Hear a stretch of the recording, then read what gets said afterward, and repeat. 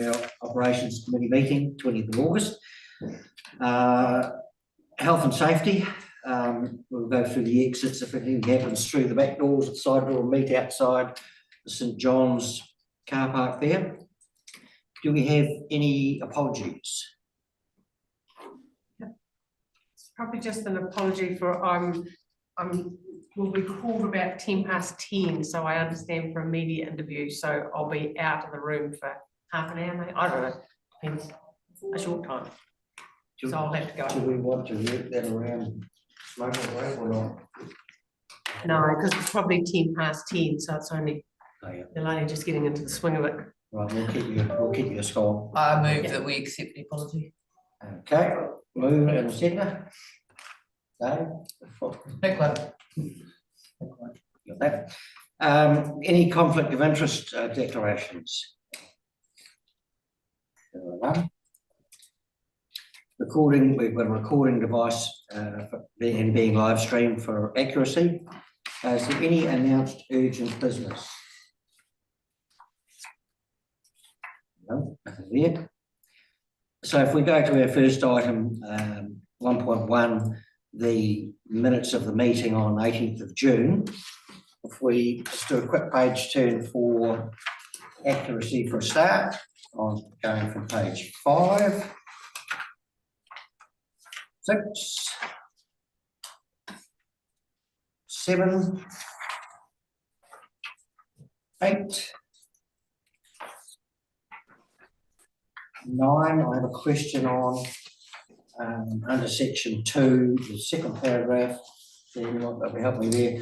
There was around, you know, the Three Waters asset manager organised his entire maintenance team to clear all the stormwater in the Amberley area. Was that not the Leithfield Beach area, or did it include Leithfield too? Yeah, it did include, yeah. So the Amberley area, the wider Amberley stormwater area. So leave it as that, or change to Leithfield. well, you can change it to Leithfield if you like. Inclusive of. Yes, inclusive of the. I just know they did a great job. Yeah. I suppose if we just put inclusive on it. On to page 10. 11. Well, Mr. Chair, yeah, I've flicked a correction, I think, through to Michelle on that page. Page 11, second dot point. I think it should read 80 metres, within 80 metres of the road, not 80 kilometres of the road.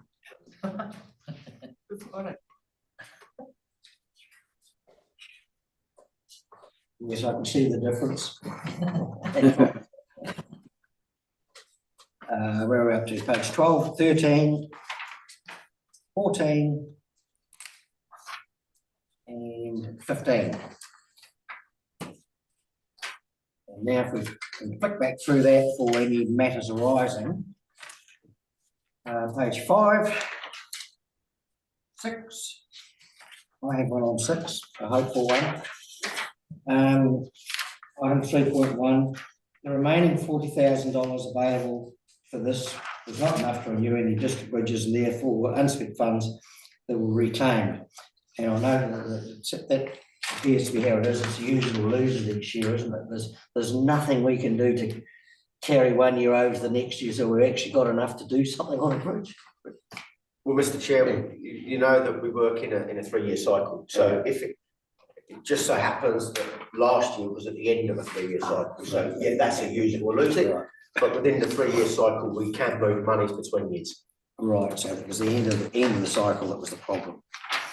Okay. If we go to page 7, on page 7, Michelle is going to add a wee link there. There's a lot of referring to page 20 for the submissions, and we've gone through our replies to the submissions.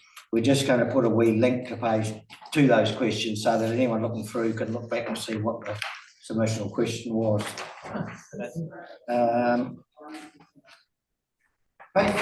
Page 8, 9, 10. Mr. Chair. Oh, sorry, Murray. Oh, you go.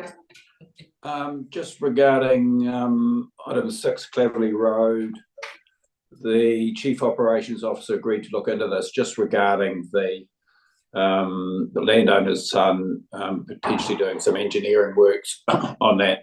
Is there any, notice to, anything to report, Dan?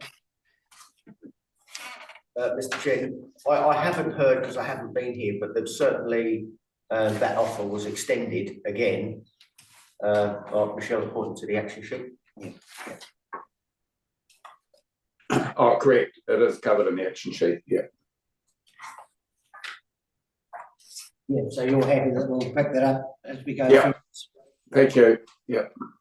Can I just want to, so it's in regard to the entombment of ashes, and it talks about the submissions. I think it was raised through the submissions, and I thought the issue or the tone of the submission was that people had entombed their own ashes as opposed to having them entombed through with a registered funeral director, if you like, you know, and I think that was also brought through the submissions, that I don't think it's fully reflected there. Now, it might get picked up in a bylaw or not, but I think the reference in the submission around the individuals actually entombing their own ashes in the cemetery and not going through, yeah. Does that make sense? Because I don't think it's been recorded there in that context. I think it's been recorded there in that you know, you're filling in your own gravesite and then it needs to be managed through the sexton. But I think the submission also talked about individuals actually doing their own interment. Yeah. So I stand to be corrected, but Yeah, the bylaw actually allows for that. The individuals can do it themselves, exclusive of a funeral director. But was not the issue that was brought forward that if a plot hadn't been purchased, because I think there is a situation like this in the Waikari Cemetery, that where a plot hadn't been purchased and then someone comes into the front desk to purchase a plot, and in effect, when they go to intern, there might be two people or two situations where same parcel of dirt's been used, and I think that was what the issue might have been as well. So yeah, so I just don't want to lose sight of the fact that for when you purchase a plot at the front desk here, that actually when someone goes to use that said plot in a year or 2 years or whatever time, that in the meantime someone hasn't just gone and found a space and turned ashes, or because so we just need to, I don't want to lose sight of that, because I think that's a real issue that we need to manage well. Yeah, no, that was I guess an individual error faux pas on behalf of the person that did it. They didn't come and talk to us about what they wanted to do. Yeah. The bylaws state you've obviously got to come and deal with us if you want to inter ashes in one of the cemeteries. Yeah. So they just did. So do you feel confident that we'll actually pick those up and we won't get an unintended consequence? I guess that's what I'm thinking about. Well, through the chair, I mean, for all intents and purposes, the process is solid, but it relies on somebody to come and tell us that they're going to go into one of those cemeteries and do something. Yeah, true. We can't control. Yeah. Yeah. Okay. Control, I suppose. No. Okay. Yeah. All right. For the lion's share, for the majority of people out there, they know that they've got to go to the property owner and say, I want to do something. Yeah. Okay. Happy to have that discussion. I was just worried that we're going to lose sight of something which is really, really important. There is an action on the action sheet at the moment that Josie and Dan Blair are looking at the cemetery bylaw, and they may bring a report back if they feel that there needs to be some tweaks to it. Okay, that's cool. Look, I'm really happy with that. Thank you. Okay, yeah, I see that we're coming back to September meeting and we'll be that on. What did we get to? 12-13. Can I just ask another question that's probably on page 13, talking of, this is around Maskell's Road. So do we know how we're going to run that face-to-face public or meeting with the Maskell's Road people? Because that's only next week. So, and I know you've been away, or I mean, it may well be in plan, but we kind of need to understand how we're going to message and what we're going to message. Or is it just a free for all? I don't know. Just a question. Ross might have it in hand. Yeah, and I still need to have a discussion with Dan, but my understanding would be that we just have a good chat about where we're at as a council, because I think there's perhaps in the letter, that the last letter that went out to them, it was like the hope that it would be totally paid by council, and it's like, well, that's never been the intention at all, and it's really to clarify our situation, I think, which is financial constraints. Personally, I have a view on the 50-50, but I'm just one councillor. And it's just to talk through that, and it possibly might mean that the end result being that it's obvious that we're going to struggle as a council to put any money towards this at all, with the constraints we have. So, and I'm all for listening to their point of view, and I know we've already done that, but have a good listen and see if there is a way forward. But yeah, that's sort of my thoughts. I know it's a bit wishy-washy, but it's a matter of listening. Yeah, thank you, Ross. I have a question on page 13, 3.3, in the second paragraph, around the procedural audit. A report on this will come to the operations committee. Is that, have we got a time frame around that, or is that? Mr. Chair, probably for the next one. The report is written. The draft report was circulated in the last audit and risk committee meeting, as I understand it. But what we've now done is we've now provided our response to NZTA on those recommendations. We've got a final report back. So that final report will be presented to the audit and risk committee for obviously their interest around audit and risk, but also we'll bring it back to this committee because it's important that keep on top of these, I guess, important aspects of what we're up to. Thank you for that. Page 14 and 15.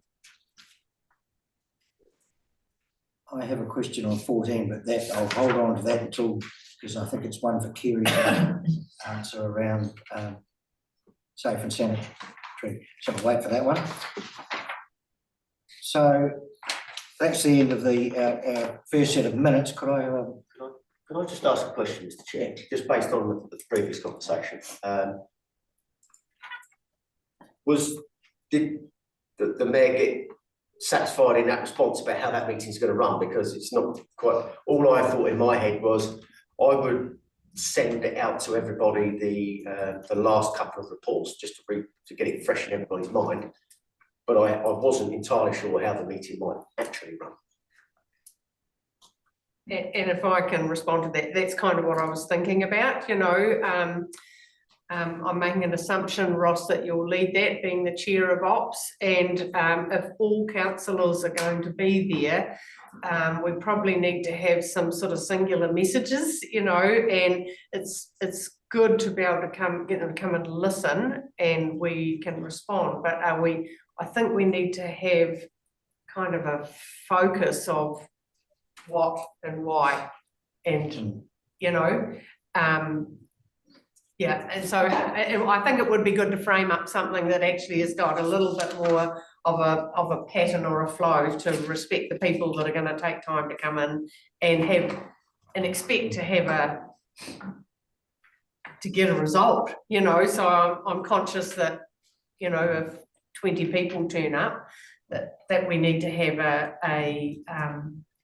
good sort of a workshop plan or a good plan of how we're going to manage that and frame it up and take questions and then get a result at the end. And I think that's probably, that's kind of my thinking, and so maybe it just needs to be that needs to be teased out over the next day or two to try and get a frame, and probably all of us need to know what that frame is, because if we're going to be sitting amongst the crowd, or we need to, I think we need to respect their attendance and help them and help us get through this in a way that's reflects the information, but actually it's not, we're not going to get an action, we're just having a discussion. Yeah, so just I don't want it to be a little bit wasted. I want it to be enabling. So through the chair, how do we get a collective our thoughts together as to how what we think? Like, I sort of think what Ross is saying of 50% makes sense to me, because I think you get, as a road, they're going to have a hurdle to get to agree to 50%. But just hear from Grant, so he's had his hand up for a wee minute. Well, I was just sitting there listening to all those times we've talked about this. There's been so many mixed messages coming from even our councillors, and I sit there and think, well, how are we going to afford it? Where do we find the money for? And what work don't we do if you do something?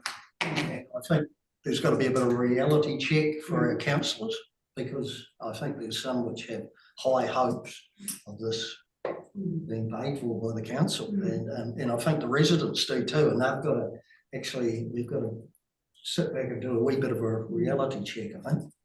I wondered whether we're prepared. We've kind of narrowed down the options. We didn't, there's 100%, or there's 50%, or there's none, or what. Whether we narrowed it down to some fairly, final choices, so that we can keep it on a track and try and get some kind of a resolution. The residents have put the 50%, 100%. Us as a council haven't. We've got a policy, which at the moment we've got a policy on it, but we actually haven't come out with a clear message what we're thinking. We've been getting these ideas from the residents of 50, 100. We would want to have, sorry, Dad. Well, Mr. Chair, when if I think back to the meeting that you had when we got to the point where we said, well, actually we need to have a conversation. And that was done at the time because I guess the committee reached an impasse. There was part of the committee felt this was the right action, and another part of the committee felt a different course of action. So that's where we got to the point of bringing the community in to have a conversation and find out directly from them what their views and feelings were. And that then might help the committee then formulate a decision in a subsequent meeting. Because certainly when I wrote to them and said, the committee have reached an impasse and wants to welcome you to council and have a conversation. That was the sentiment behind it. So we would want to have some options prepared so that the other councillors that are coming into that aren't an ops are aware of the ins and outs of the options, and the people up there. We need to all be looking at the same song sheet, don't we? So they can all be discussing the same options or lack of. Just my thoughts really are that this latest conversation came as a result of submissions to the long-term plan, I think. And then at that time, it was put so council itself had an opportunity to potentially make a decision on the long-term plan, the whole of council. But given that there was a process already in place, they put it back to the operations committee. And I guess that might be weird because the whole of council seemed to have differing opinions on it. It was sent back to finish the process in ops. And then this meeting's come out of that. And I think that might be where some of the mixed messaging or whatever came out, because we had quite a discussion about that in the submissions and the various points of view. So I suspect having a conversation now to tidy it all up, but it's whether it's all of council being on the same page or the ops committee being on the same page, or I'm a little bit confused about what.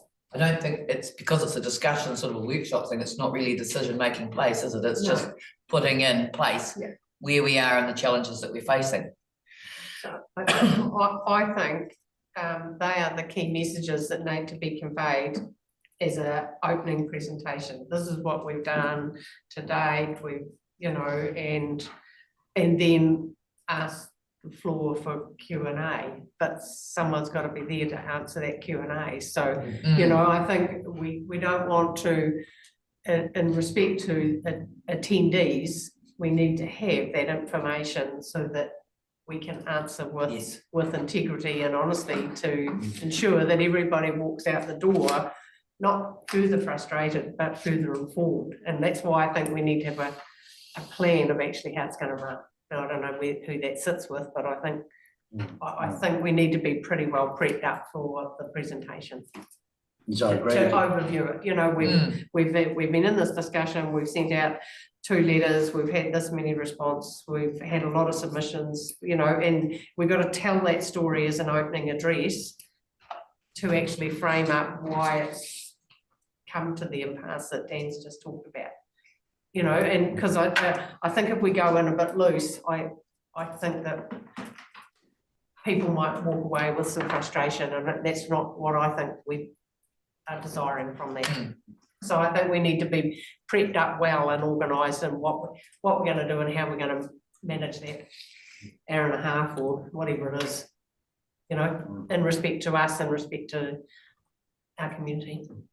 Yeah, They're just my thoughts. I agree, because just the process we've taken today, just the nature of it, how it's sort of gone on, and it has probably inadvertently left mixed messages out there.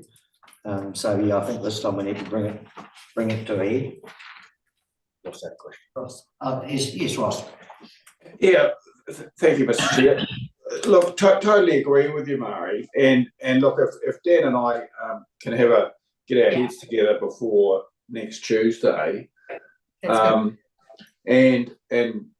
I'm, got total confidence in Dan's ability to present where we've come to, and the reality is we are at a bit of an impasse, and even with the whole of council on board, we still might be at not being able to have a clear direction as councillors, and that's why, as Dan said, that's why we're actually having this meeting, because after the last meeting we really couldn't go forward because we were stumped, and if it was easy we would have done it by now. So whether we'll be able to have a clear direction, that's the issue. And if we can listen to the people, if they can listen to us, and hopefully we can have a way forward. And I know my understanding is that in the background, Judith has got on her list in the next year or two that specific policy of 100%. I think my understanding is that's work in progress for somewhere down the track, and whether that gets changed or not, that's in the future. So that's another issue. But if Dan and I get our heads together and basically have structure to the meeting, and like this, I totally agree. We don't want people to go away thinking that was a waste of time. So I'm really happy with that. Thanks, Ross. And I think that's what I was hoping, was so that we don't go in just like in a loose sort of understanding or misunderstanding, that we've actually got a good frame to inform. If I just finish, perhaps there's an opportunity after next week's meeting, or at some stage with all the councillors around, to have a bit of a chinwag and for Dan to put together what the process, explain the process for that evening, because some councillors might not hang around for that, I don't know. But so that we're, as you say, so that we're all on the same page, with going forward as much as we can. Thank you, Ross. Okay, we're all happy with that, leave that there? Perfect, thank you. So we come to the end of our first set of minutes. I have a mover and a second to accept the minutes. Dave and Liz. Thank you. The second set of minutes are public excluded minutes. So we've got two options here. If everybody's happy with them and there's nothing to discuss, then we can accept them without going to public excluded. If there's any questions or anyone who wants to question those minutes, then what we'll do is we'll leave that till the end of the day and go into public excluded. What any steering on that? Well, I'd just to be interested if there's any updates. Yeah. So, So I think that means that we'll go to public excluded at the end of the meeting. You happy with that, Liz? Yeah. If there's any updates. If there's no updates, there's no point. Okay, so that brings us to the operations report, and we're going to start with Dan, and then I think we're going, Alex is jumping in too, because he's got things to do. Yes, thank you, Mr. Chair. Yeah, so we've just done a slight change of order today, so Alex will go first because he's then going to disappear off to Hurunui number 1 and get his broom out and start sweeping and tidying it up. So just before I do start, so this report covers the previous 12 months, so it's an annual summary. And it sort of concludes for me what I think was quite a successful year. Had certainly some ups and downs, but through the year, there's been some questions asked and some points made, which I've tried to incorporate. So we're making some changes to the report, not drastic changes, but just trying to incorporate some changes into the reports going forward that will be, I guess, more helpful in terms of your role as governance and keeping an eye on the overall progress of things. And those are, in the first instance, where we talk about risks in this report, they'll be linked to eventually when council sets its risk framework up, we'll link it directly to that. So that you'll start to see clear line of sight between the different committees and right across the council view. But also each team or each department is looking at a forward view, providing you with a more informed forward view of the things that we're thinking about and conscious of coming up. And then that will give you the ability to say, actually, I want to have a deep dive into something that's coming up in 2 or 3 months, rather than us reporting retrospectively and saying, this is what we did. So trying to give you a little bit more of a forward-looking view of the things that we're going to be doing. So not too drastic a change, but a change nonetheless. So just in terms of the last 12 months, I've got some words here. The first piece I talk about is the performance measures, and you do see Hamish provide you with a report on a monthly basis in council that talks about performance measures. The performance measures relate back to our AMPs, and our AMPs are the bedrock or the foundation for our budgeting. So all going well, if we achieve our performance measures, then we're delivering on the budgets and the service levels that we've all agreed with council and the community. So by and large, I think we're on track there, including a couple of areas. But each time that we report where we haven't met performance measure, I think it's provided with a robust explanation as to why we're not just floundering and losing our way. So, but nonetheless, we did start the year up against it with some pretty hefty storms in July and August, and obviously we just mentioned a little bit there about Clavely. That was a big challenge for us, as well as everything else that went on in those storms. And that was a challenge all in itself because of having to work with Kiwi Rail and Mana Whenua and all the different people that all the different parties that we wouldn't ordinarily be involved with. So that was interesting, and it did impact on our already experiencing rolling deficit of 1.5 million.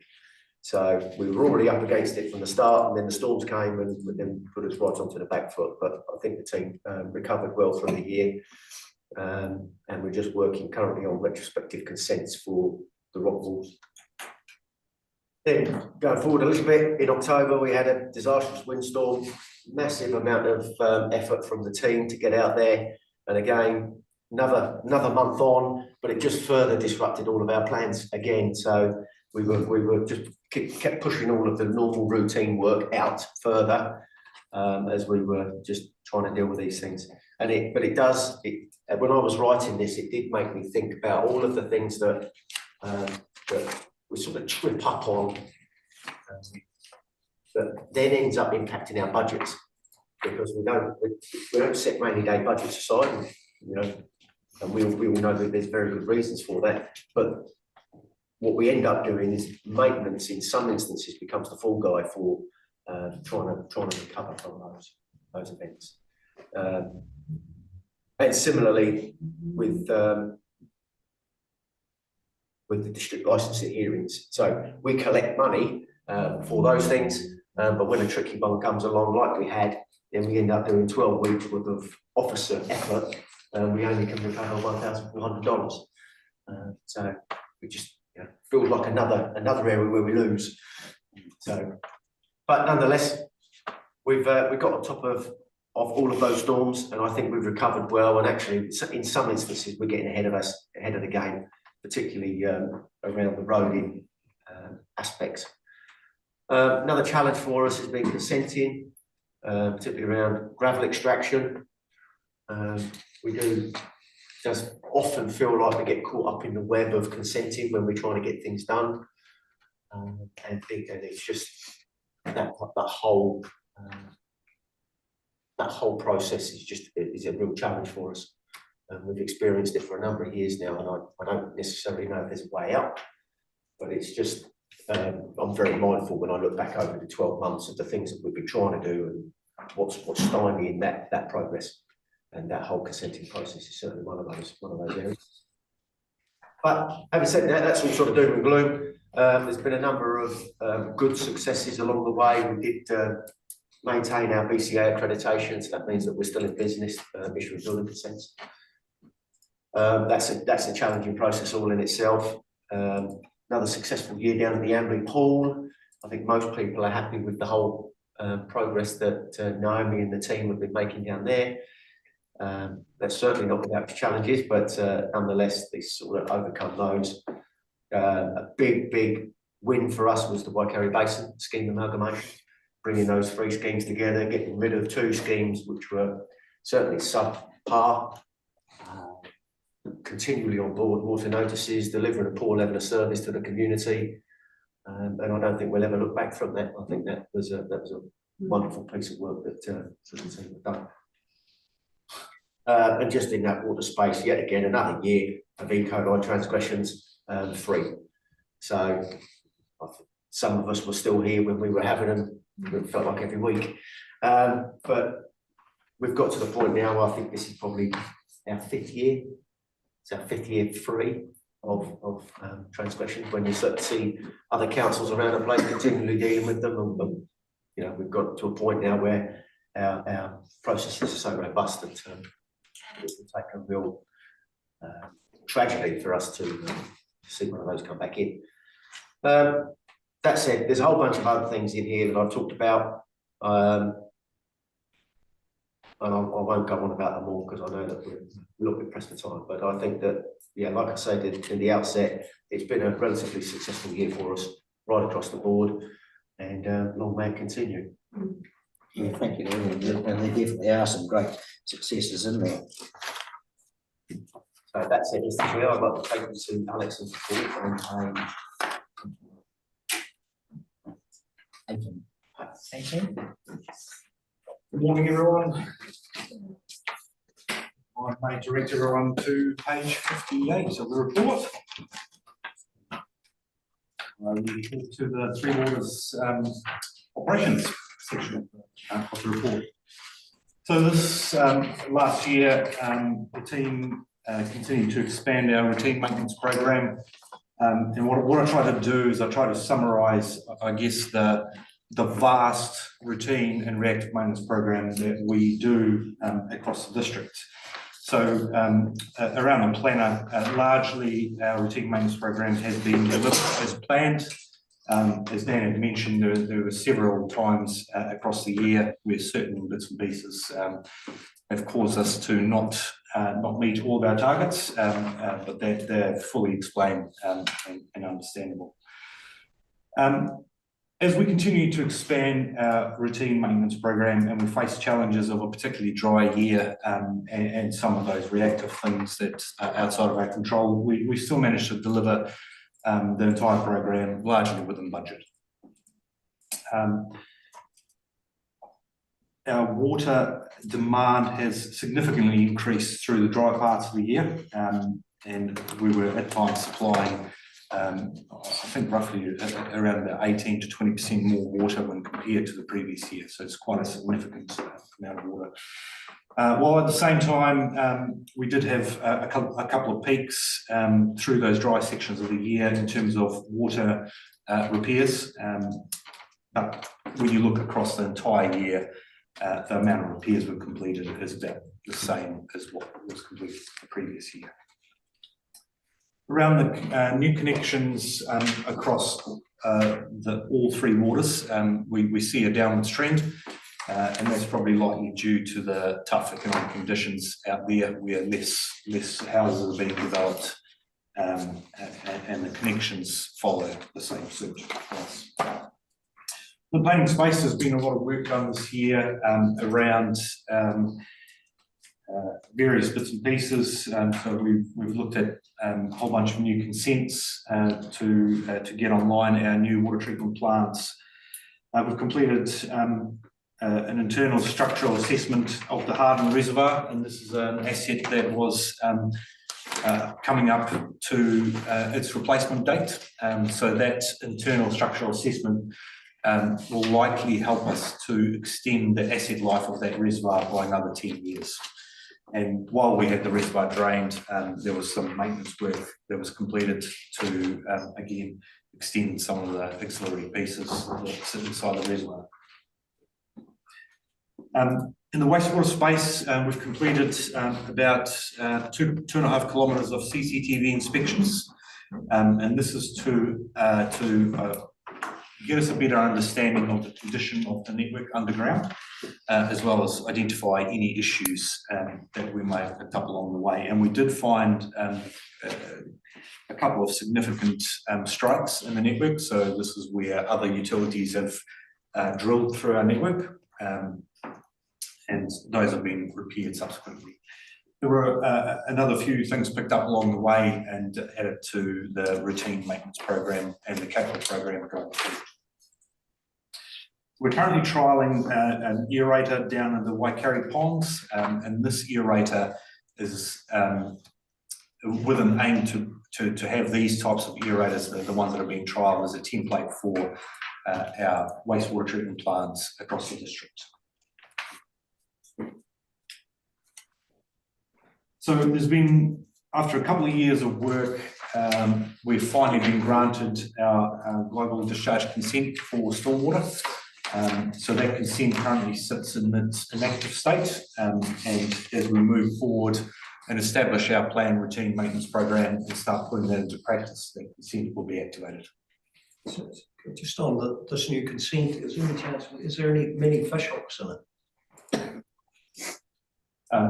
Through Mr. Chair, I wouldn't say fish hooks. It is certainly a consent that requires a lot of work. However, so we worked with Environment Canterbury to try to put the consent deliverables to be achievable. So there's certainly a couple of things that we're going to need to do differently, and the monitoring program is quite extensive across the district. There's certain challenges with the consent that come along with first, I'll give you an example, which is a first flush sample collection.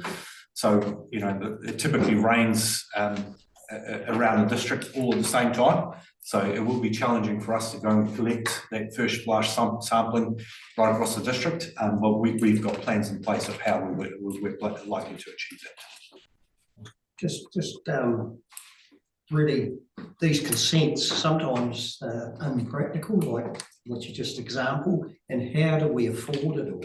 Because what's it actually going to prove? Because it's going to happen no matter what. This is a storm event, isn't it? And it just becomes unaffordable and impractical. And I think there'll be more and more and more and more and more. Because I see in the pictures you've got a flow need to put in a stormwater pipe and when you look at the stormwater at the photo and you see the wee bit of the gravel on the bottom of it, you just think, well, the first storm event's going to knock that thing out of action. It's, you know, it's going to have all this debris going down it. And who pays for that? And how many times do you have to replace it? You know, it just, the cost of it all just becomes practicality. You know, I think, how do the community afford it? So, Mr. Chair, one of the, remember when we go through the long-term plan process, we'd originally, based on the consent and all the conditions that were in it, we put forward 3 resources to deal with that consent alone. And what we've ended up doing is pulling that right back to 1. So we're looking for currently looking for an increase in resources in the team. Because as Alex says, one of the things we've got to do all this monitoring. And it's not until we do the monitoring, till we understand the current state of the environment, to know whether we've then got to do anything. And we were preempting, we would have to do something, which is where the other people came from. So we pulled it right back to 1 person to say, well, let's spend the first year truly understanding the environment and then understanding if we've got to make any changes, if we've got to make something, then let's build some plans. So absolutely, there's going to be a larger burden at some stage in the future, but we just can't quantify it. So we pulled right back to the thin end of the wedge until we can learn more. Yeah. Just a question, I guess. I mean, if we want to have a stormwater system, we have to have a consent, so we don't really have an option. So if it is becoming unaffordable, I guess our path then is to talk to government, because they're the ones who put the legislation in that say we need it, presumably. So I don't think that I think it's something we have to do, but it's not, yeah. I understand where you're coming from, Vince, because the costs are going up all the time, but I think these guys are managing it to the best of their ability at the moment. And quite obviously they've had quite conversations with ECAN to try and make it as practical as possible. And I think that's all we can hope for at that end. Anything else probably needs to be a political conversation further up the chain. Yes, sir. Yes, through the chair. Yeah, what you're saying, Vince, is no different to every farmer chasing consents, and it's an absolute nightmare. And the amount of money we spend on consents, and when Dan was talking about not being able to charge for officer fees, well, ECAN just charge for them, and it just goes rank. And I'm just, the amount of money that goes to ECAN's Christmas fund every month for me is just horrendous.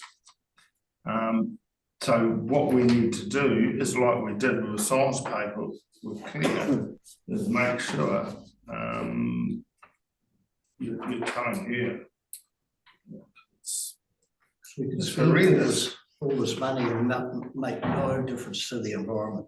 Yeah, but that's not, that's an ECAN thing, it's not us. I know, but I mean, we're paying. Yeah, so I would argue that the urban ratepayer or the urban person,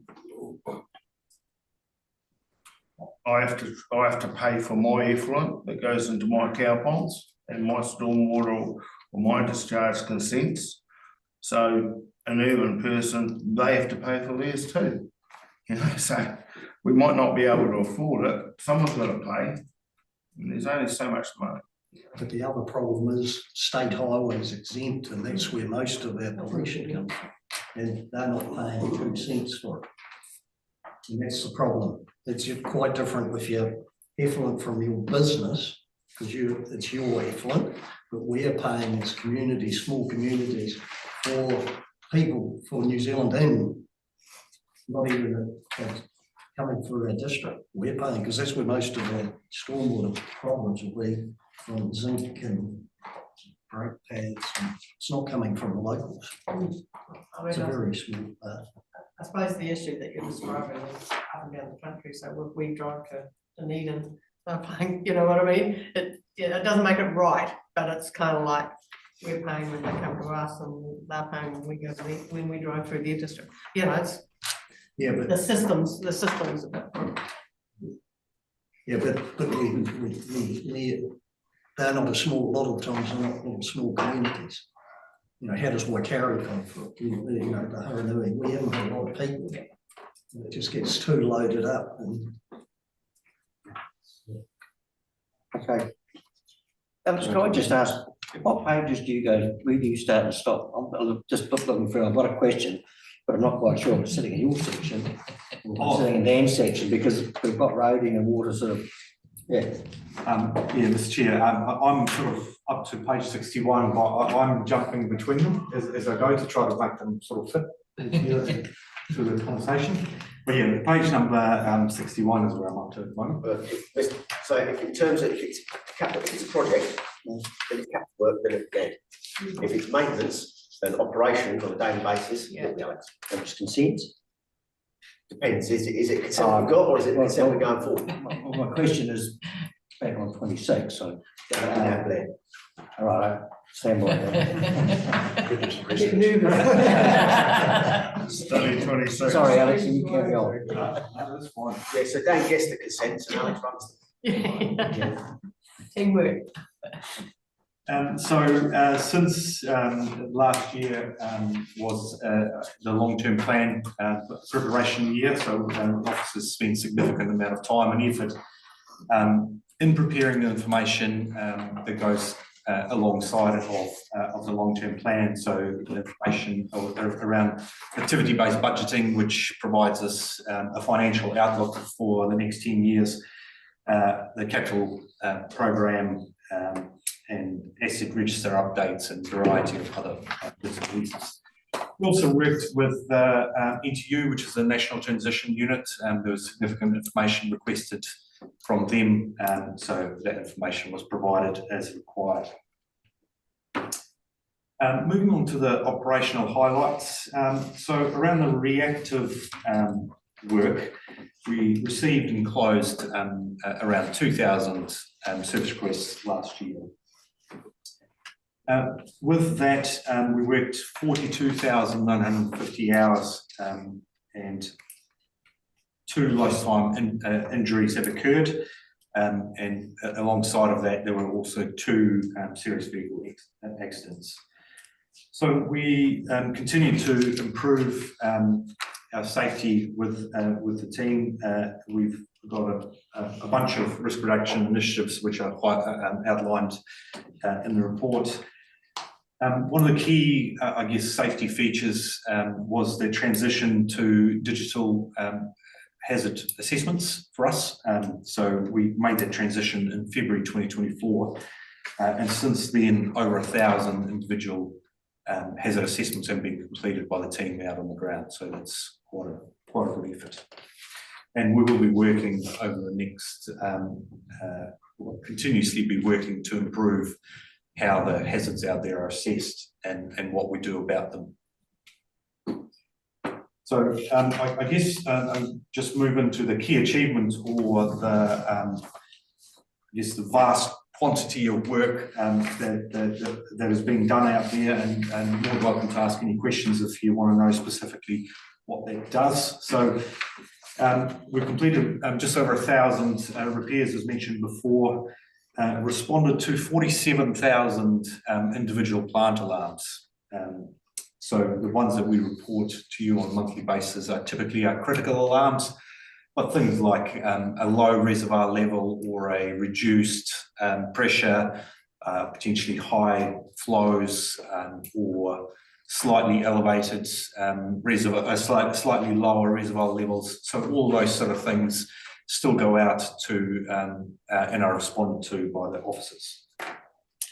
So there were 1,362 treatment plant visits. So those visits range from our routine maintenance inspections to potentially going out and repairing a piece of equipment at our water treatment plants. On top of that, there were also 896 pump station routine maintenance visits. There were 172 reservoir inspections completed, and alongside of that, as you can see, there was quite a number of routine maintenance activities completed across our wastewater and stormwater network. We have added last year, as a result of the new water treatment plants being developed and our expansion into the monitoring of the network, we've added 2,200 individual monitoring parameters as an addition to what we currently monitor across the network. So those parameters might be flows, pressures, FAC levels, a variety of things. And they greatly help us with forecasting what may become an issue and allowing our staff more time to react and resolve those issues before they become an issue for our customers. Just before you hold your Alex. Question for Ross. Oh, thanks, Mr. Chair. Yeah, look, sorry to disturb your flow there, Alex, but just looking at the plant and network alarms at 47,000, that means there's, by my calculations, about 130 of those per day. And when you think about that, to keep up with that amount is, and the manpower needed to look into them is colossal. I think that's very impressive if you can keep up with that amount of alarms per day, 130 per day. You could work it out how many per hour, but it's a wee bit scary, to be honest. I think a bit more AI needed. It'll come. Sorry, Alex. Oh, Dave. So for clarification, we're monitoring all this stuff and recording it. No doubt it's all automatic, someone's not. Data's good if you're going to use it. It's scaring the shit out of me as to how many, like on my farm, I just wouldn't. Is the outcome worth it, or is it all automated? Because it sounds lots of alarms, lots of things. How many people are looking at these things, or is it taking? Is it taking two people out of a system that could be doing something? Is the outcome worth it?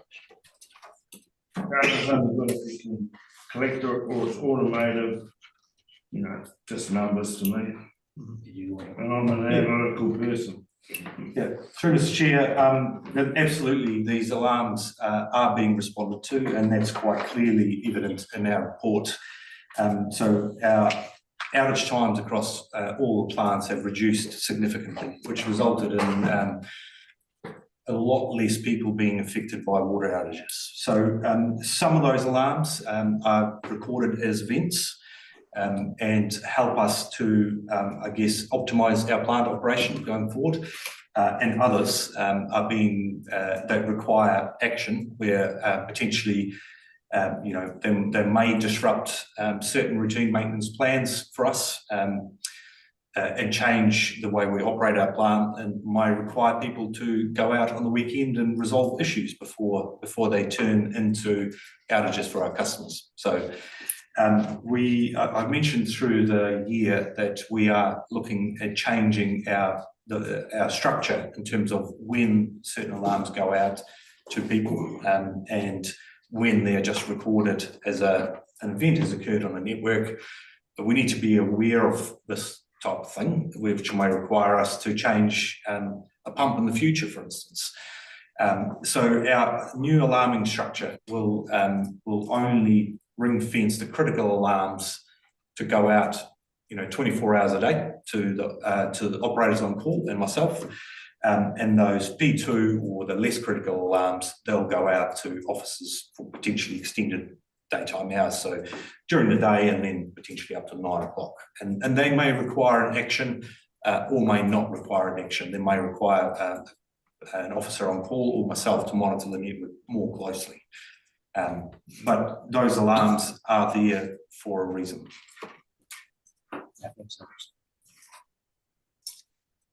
Okay, so as Dan had mentioned in his summary, last year it started very wet, then transitioned to very windy, which then transitioned to become very dry. And each one of those weather conditions that we've experienced has had an impact on what we do and how we do it. So the wind event, which I mentioned here, did have significant impact on the team as well as on our network. So we were all of a sudden in an afternoon faced with 76 pump stations across the district without power, which required quite a large response from the team, and most of the people that responded and helped out during that event were not on call and banded together to make sure that the residents of this district, the customers in this district were not affected. So by and large, our wastewater services were not affected during that event. All of our on-demand supplies were not affected. Some of our restricted supplies were certainly affected, with pump stations not having power for up to 5 days. But we did manage that situation by ensuring that wherever the situation was critical, we delivered water supplies to people and moved generators backwards and forwards. So with quite up to 20 generators running, at various plants across the network, it was quite a large effort in making sure that diesel was being delivered continuously 24 hours a day to continue those plants operating. So as a transition to drought occurred, certain parts of our district had been the driest or the lowest amount of rainfall that we've received in the last 15 years, which has had a significant impact on the amount of water that we've pumped, and that's evident in some of the graphs that are earlier in the report. And with that comes the dry conditions usually cause soil constriction, which causes our pipes to leak more. And again, the team responded really well and continued that median response time to critical, to urgent requests in under 2 hours, and the medium resolution time of about 3 hours. And the non-urgent tasks like water leaks and those sort of things are typically resolved in under 2 days in our district.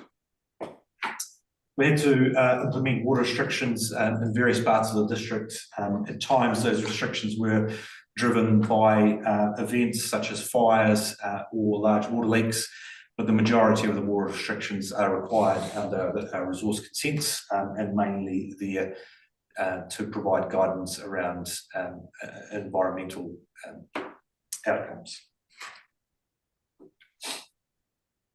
Moving on to the treatment systems, as Dan has mentioned, this is our 5th year transgression-free, and that is a testament to our robust routine maintenance programs, automation in our plant, and the continuous testing and development of that automation to make sure that if an event occurs where our systems detect that there is an adverse effect on the quality of our water supply, our systems shut the plant down and stop the delivery of water. So we are largely on track with our water treatment plant upgrades, and Dan will talk about that in more detail. But essentially 11 out of 16 plants have been upgraded and integrated into the operations, which has required quite significant involvement and retraining from our team. And since those plants have been integrated into our network, all of them have been operating in a compliant manner. There we go.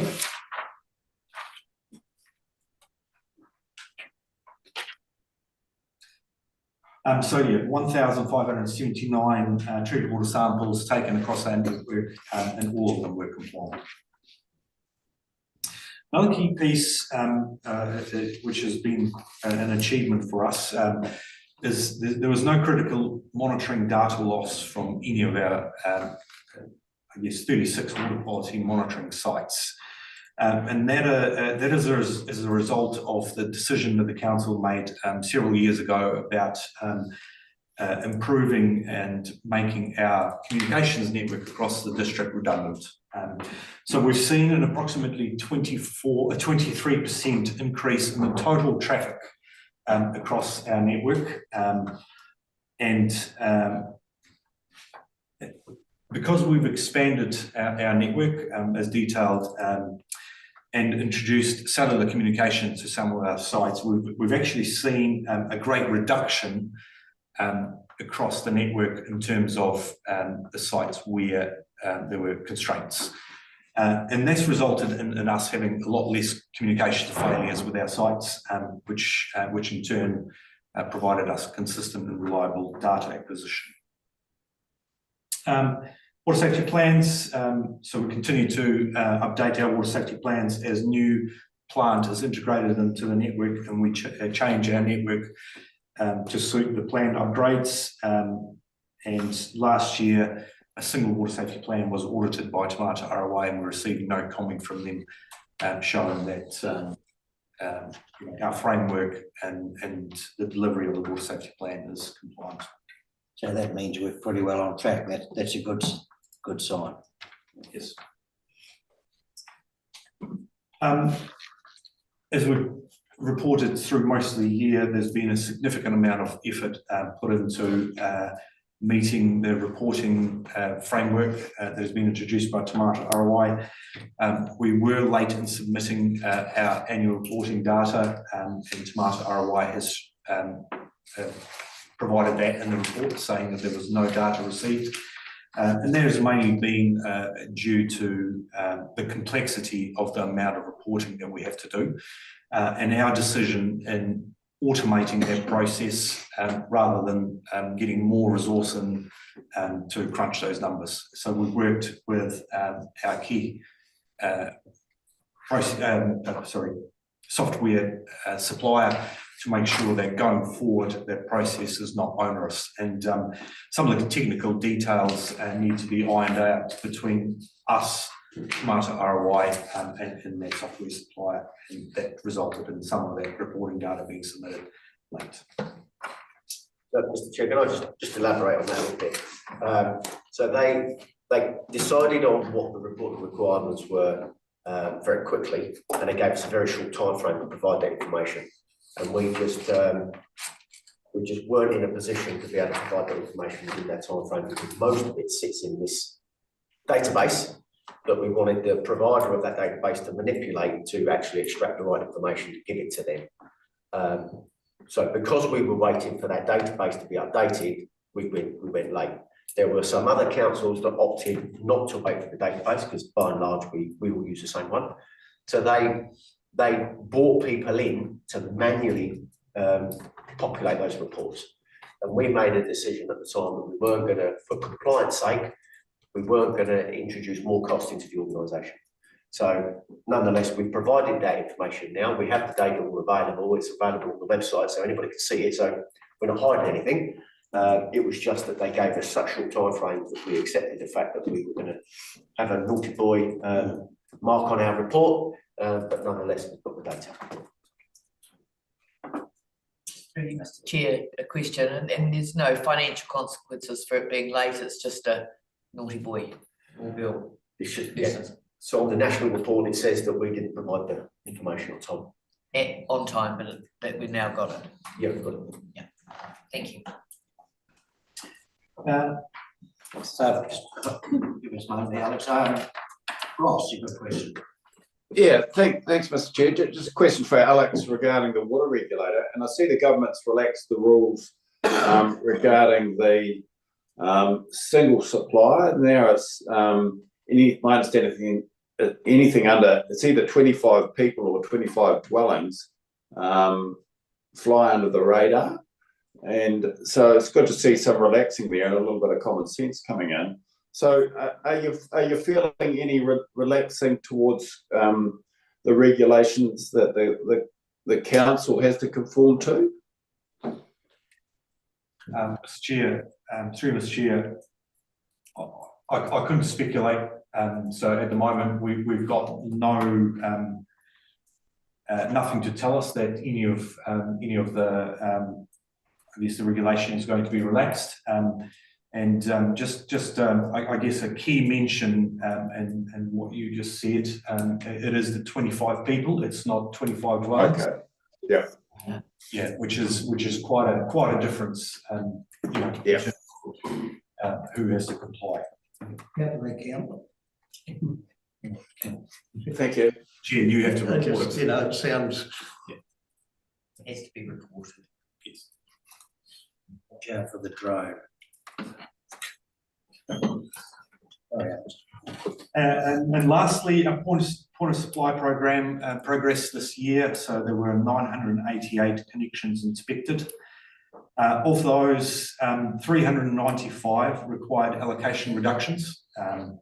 And of those 395 were identified as suspected tampering, with 251 having no MARAC or flow control device installed.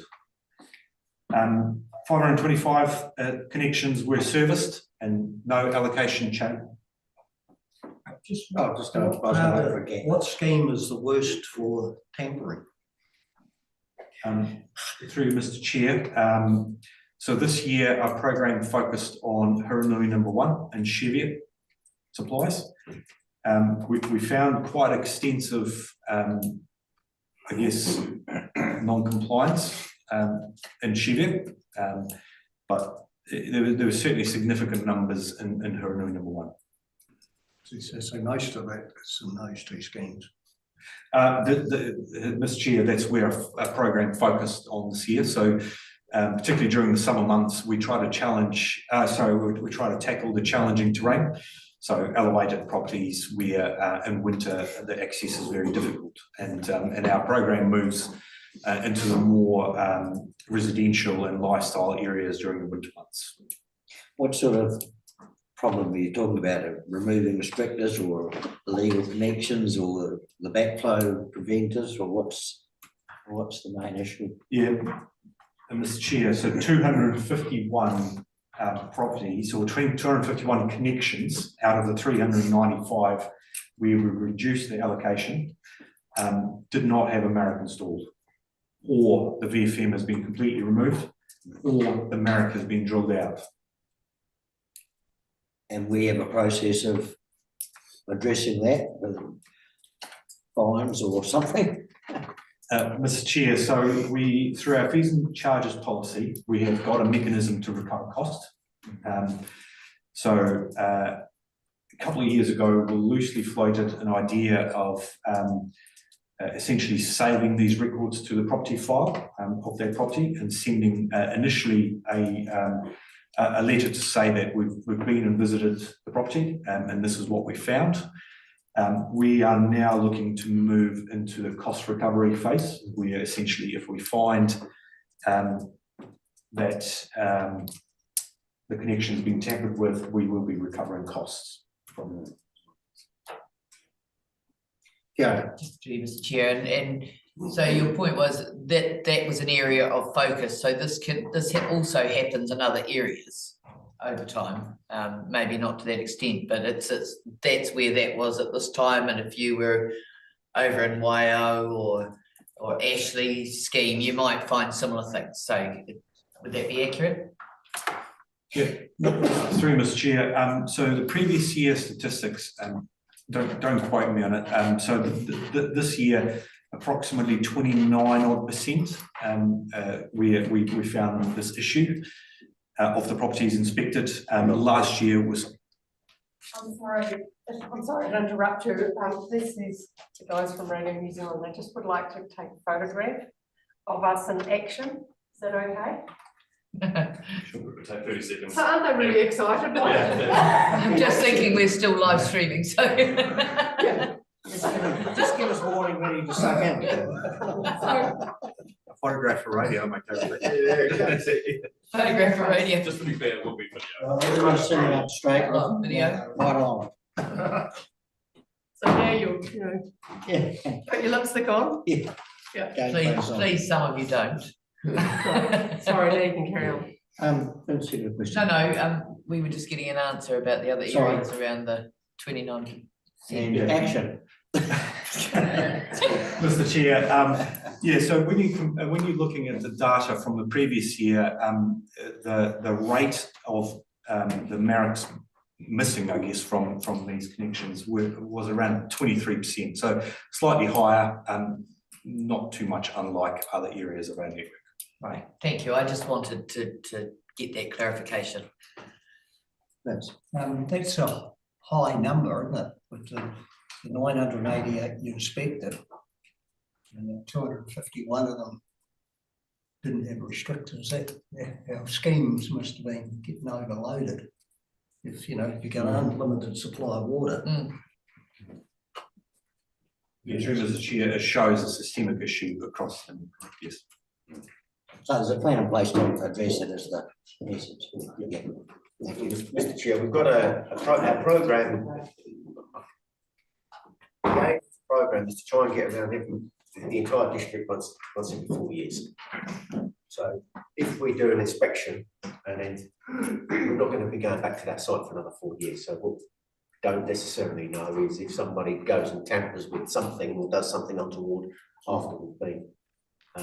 Because as Alex points out, we've got a vast number of people who are drilling out those Marrocks, and they're just putting stress and strain on the network that we aren't expecting. So we haven't got provision for the amount of power that we might be using. The pumps might not be the right size for the amount of water that we're having to send through the network. So it is a really big problem for the entire district.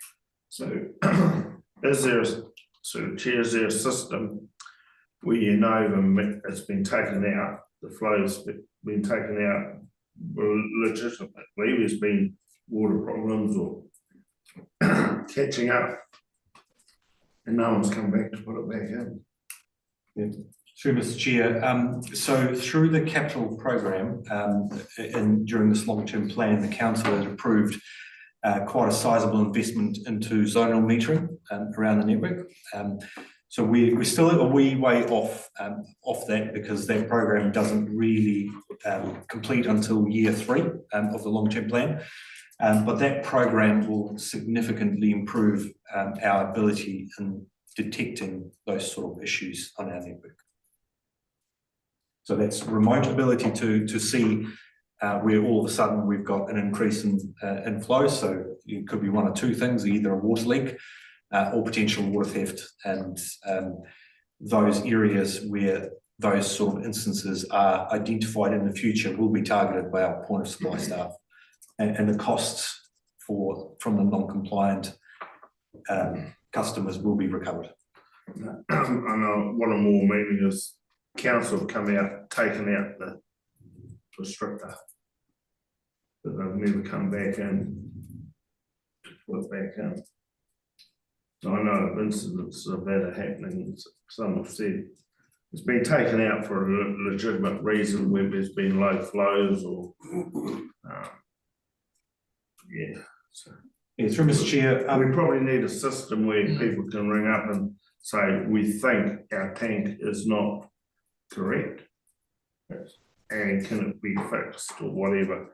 Otherwise you'll be picking them up and when you do your 4-year audit. I'm sure there's 29% of non-compliance. People can ring up and say for a period of time an amnesty or something. I don't think our tanks are winning more water than we should. For whatever reason, there may be a change of manager, leaseholder, someone's taken out the restrictor because at the end of the day, you've got no water. So you're worrying about the animals getting the water versus everything else. But if you want to proactively put it right. And imagine I just wonder whether an still start with an a idea. call to council, would it not? yeah, Or should start? Mr. Chair, yeah, absolutely, it is not okay to tamper with the District Council's water I network, realise that. regardless of what the conditions are. So we've got a 24/7 service available to all customers in our district. And as highlighted in my report, we usually take 2 hours to get to site. So what I'm saying is if you've got 30% of people in Cheviot and non-compliant, they need to get compliant.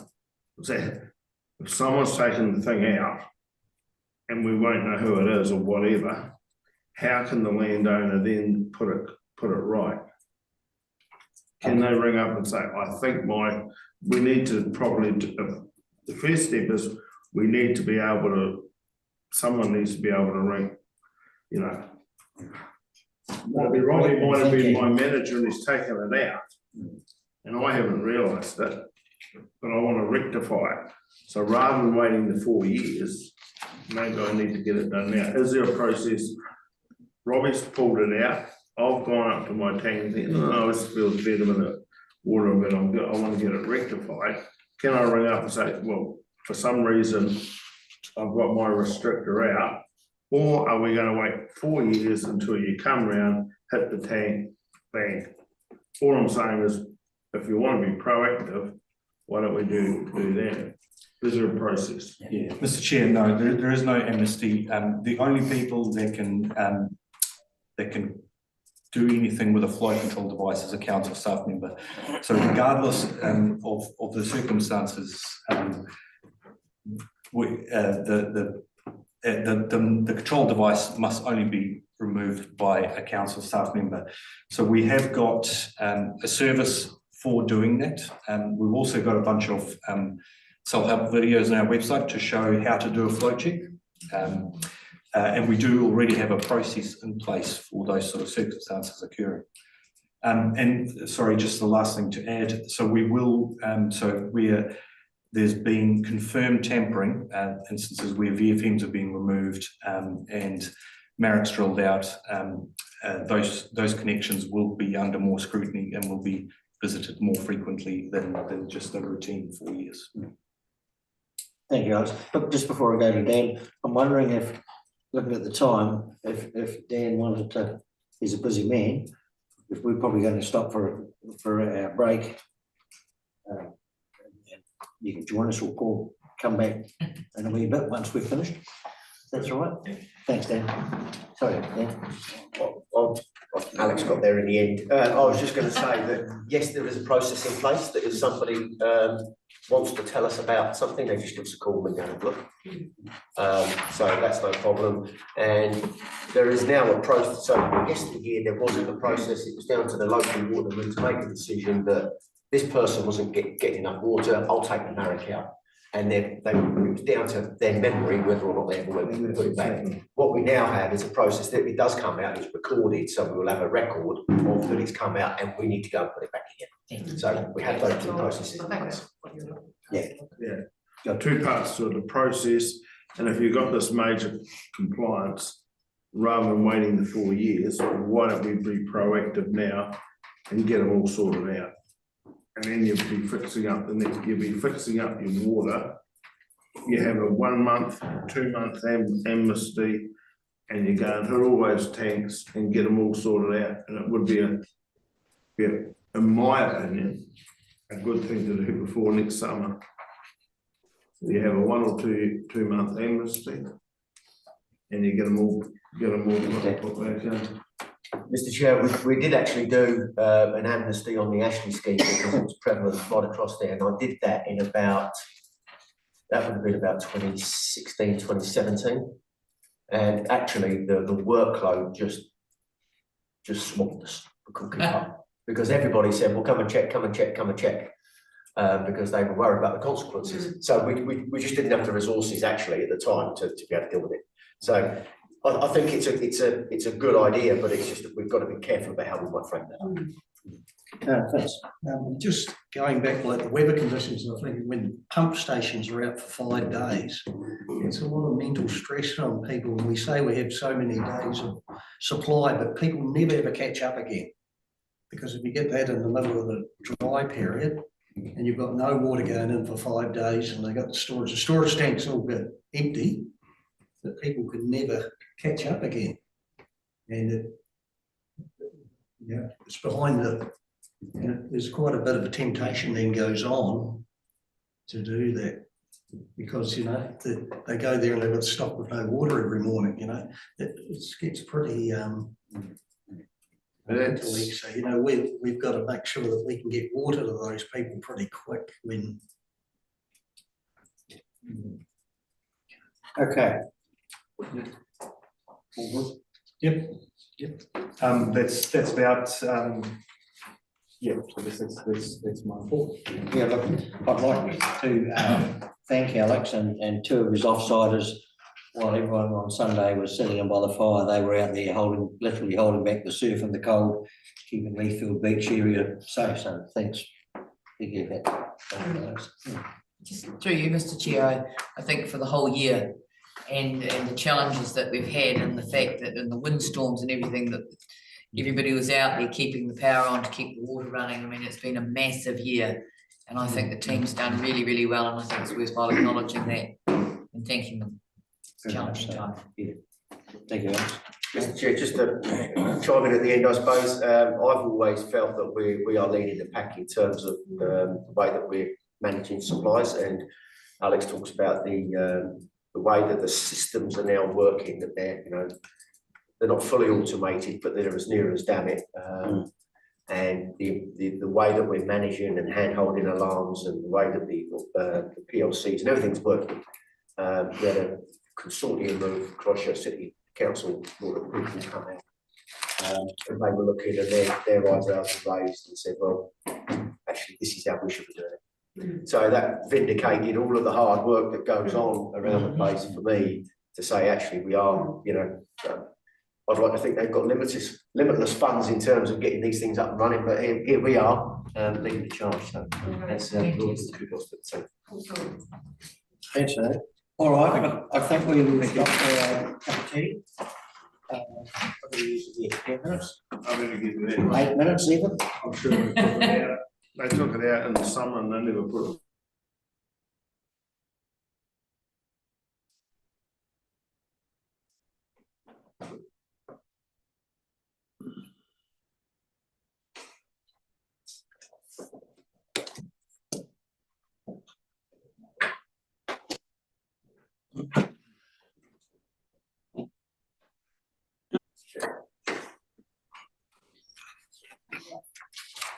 Right. Okay, welcome back, everybody. If we can go to page 19 and ask if Dan can go through his report. Cool.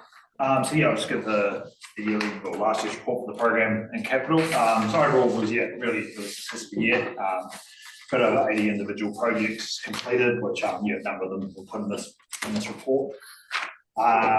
Still a few ongoing, which we're just tidying up, but they'll be done within the first half of this financial year, which is great. Financially, the spend was pretty close to what we thought it was going to be in about August last year, so that tracked along as we expected, which is really good to see. Normally in these reports I run through and sort of give updates, but obviously all the projects here have been completed. So like I said, I'll just welcome any questions as we go through.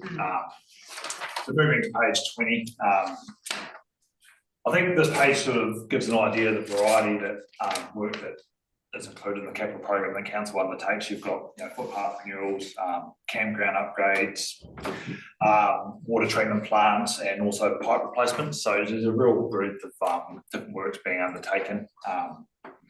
And like I said, the report goes into the detail on what work was done. So like I said, I'll just go through each page and sort of do a few highlights for you. Welcome any questions. I'll start you. Start at 10. I just wondered with the Kiwi Camp thing, that was a big new part of work really in the last year. Is that sort of, we've got the bugs out of that one, that's doing what we needed to do now? Yeah, the software itself, the system works fine, works well. I know there's been just a bit of ongoing vandalism. So the photo of that boom gate, people sort of tying it up to the fencing beside it, and things like that, which has broken the motors. That's had to be fixed. So there's been niggly sort of bits of vandalism like that, but I think we're on top of it now. We had to make some changes to the gate, for example. So that seems to be working well, and it's a good way to see what income's coming in, and they can chart and compare that as we go into the future. Just through you, Mr. Chair, following on from that, did I see a report recently where the income was not as significant as they thought it might be? I mean, one of the questions was with some of those committees, and it's their decision, obviously, to go into debt, but to do them, are they looking to sort of to pay them for themselves, or it might just take a bit longer? we don't have an answer, that's fine, it's just, that's fine. We'll have to, it's one of the things that we do need to understand a little bit better about where we planned it to be and where we've landed. That's probably something that we can look to bring back to this committee in the next month or two. Fantastic, I'll have a chat with property too. thank you. Just adding on to that, I guess the positive is obviously this got TIF's tourism infrastructure funding, so they've paid half the bill. Obviously, we'll have to pay the rest of the last years, but yeah, so it is half the price it would be. Oh, absolutely, but it's still worthwhile understanding how it's going for those communities, because there was quite a bit of discussion about that and how far up they went, so it's just good to have an understanding. Thank you. Moving on to page 21, so the first photo up there is Colden Treatment Shed. That was one of 6 different plants which got completed. Got another 5 to go, which are all did varying stages of completion. The one in Cheviot is pretty much completed as of today, so starting its commissioning, which is good. And then a couple more finish after that, so everything's tracking well. And obviously there's a visit to Haranui number 1 today to see how that's progressing, but that's getting pretty close to completion as well, but quite a large commissioning process to go through there as well. Any other questions on page 21 in those projects?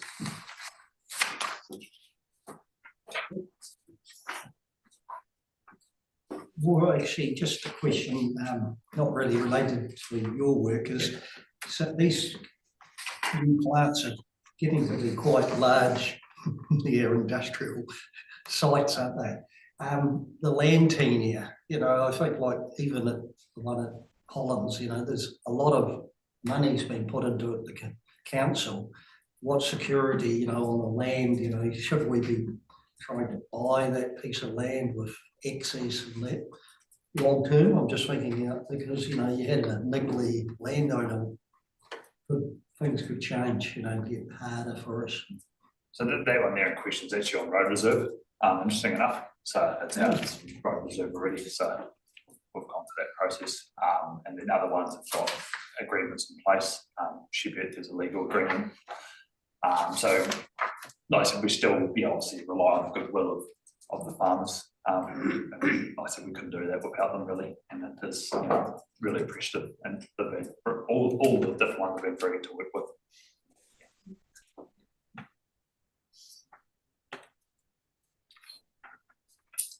That's something that we could build in. I mean, I'm just on the back of that conversation, is it something that on behalf of us as elected members even, that I wrote a letter to all those landowners on an annual basis, to say really appreciate and grateful that, or does that raise an expectation? Sometimes are you better off to just,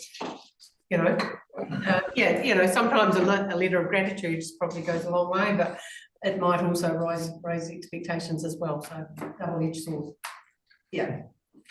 I'm not really talking about the landowners there at the moment. They're all pretty good. I'm just thinking of future proofing, 20 years, 10 years time, because like you spend $4 million on plant in one area, you want a bit of security.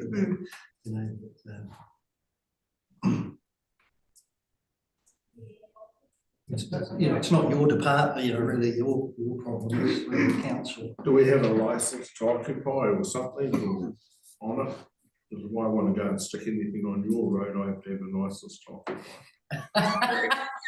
Well, Mr. Chair, it's so I absolutely understand the point, and it's about protecting ourselves legally. But if you remember, we had a site where we talked about where we ended up building a new reservoir on that site, and we ended up for the injurious affection to the land, ended up paying a cash sum of $5,000 to an individual because they wanted it. But the actual land value that we've talked about worked out to be about $8. So it's actually facilitating that conversation and about how it plays out, because if you were to go to somebody and say, look, we've BP land and we've put a new pump station on it and it's worth $12 to you, and that probably conjures up quite a negative response. So in many instances, I think the guys have been legally protecting us where they felt it appropriate, but in other areas, where they've got a good working relationship, that's how it's worked, and certainly one up the hill here works like that. But I absolutely understand the point that in 20 years' time, when somebody else owns that property potentially, are we legally protected? So it's certainly something that we should probably consider. That's all I'm just thinking. Well, can we do the public reserve, what's that act and take it? We are protected through the Public Works Act and the Local Government Act. So if we, in the future, if it was got gnarly, we could take the land, so we are protected. Would it be correct that most of our sites, like these ones here, are tucked in a corner or somewhere out the way? We haven't got a site that's in a strategic access position between two farms or anything like that. We've got nothing that's likely to, no. And I think the thing is, at the moment, we're trying to work in partnership with our landowners, you know, and whilst we've got a protection through the Public Works Acts, it's often a really, it's not a win-win for everybody, because there's a lot of public interest in acquiring that land But through that's, a process, that you know. is the bottom line. Yeah, of that's what right. Vince was saying. Yeah. Like if we use the one at Waikari Harden, the one up on top of a hill, I don't know whose property it's on. If that one turned to custard in 30 years' time or whatever, you might say, well, it's gonna be all lifestyle blocks up there and beautiful views up there, and we're looking at a reservoir, you know? So the protect, the bottom line, we have all the agreements, Murray, but the bottom line protection That's is. right.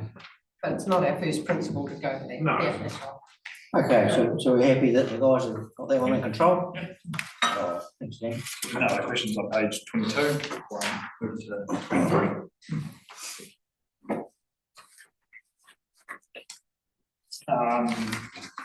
So once again, yeah, a lot more treatment sheets, obviously on page 23, and yeah, a bit of writing as well, obviously a bit of work up at Clavely due to the tidal damage, so that's all been rectified and tidied up.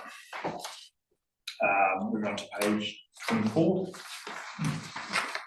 Just ask you then, the annual metalling program around the district has been completed. Does that mean we've got a planned kilometres or cubic metres or whatever our target was? We've managed to get there, get Yeah, I enough haven't material I haven't got the final figure in terms of volume, what they put on, but they were pretty close to what was planned, was done. Yeah, I'm not sure.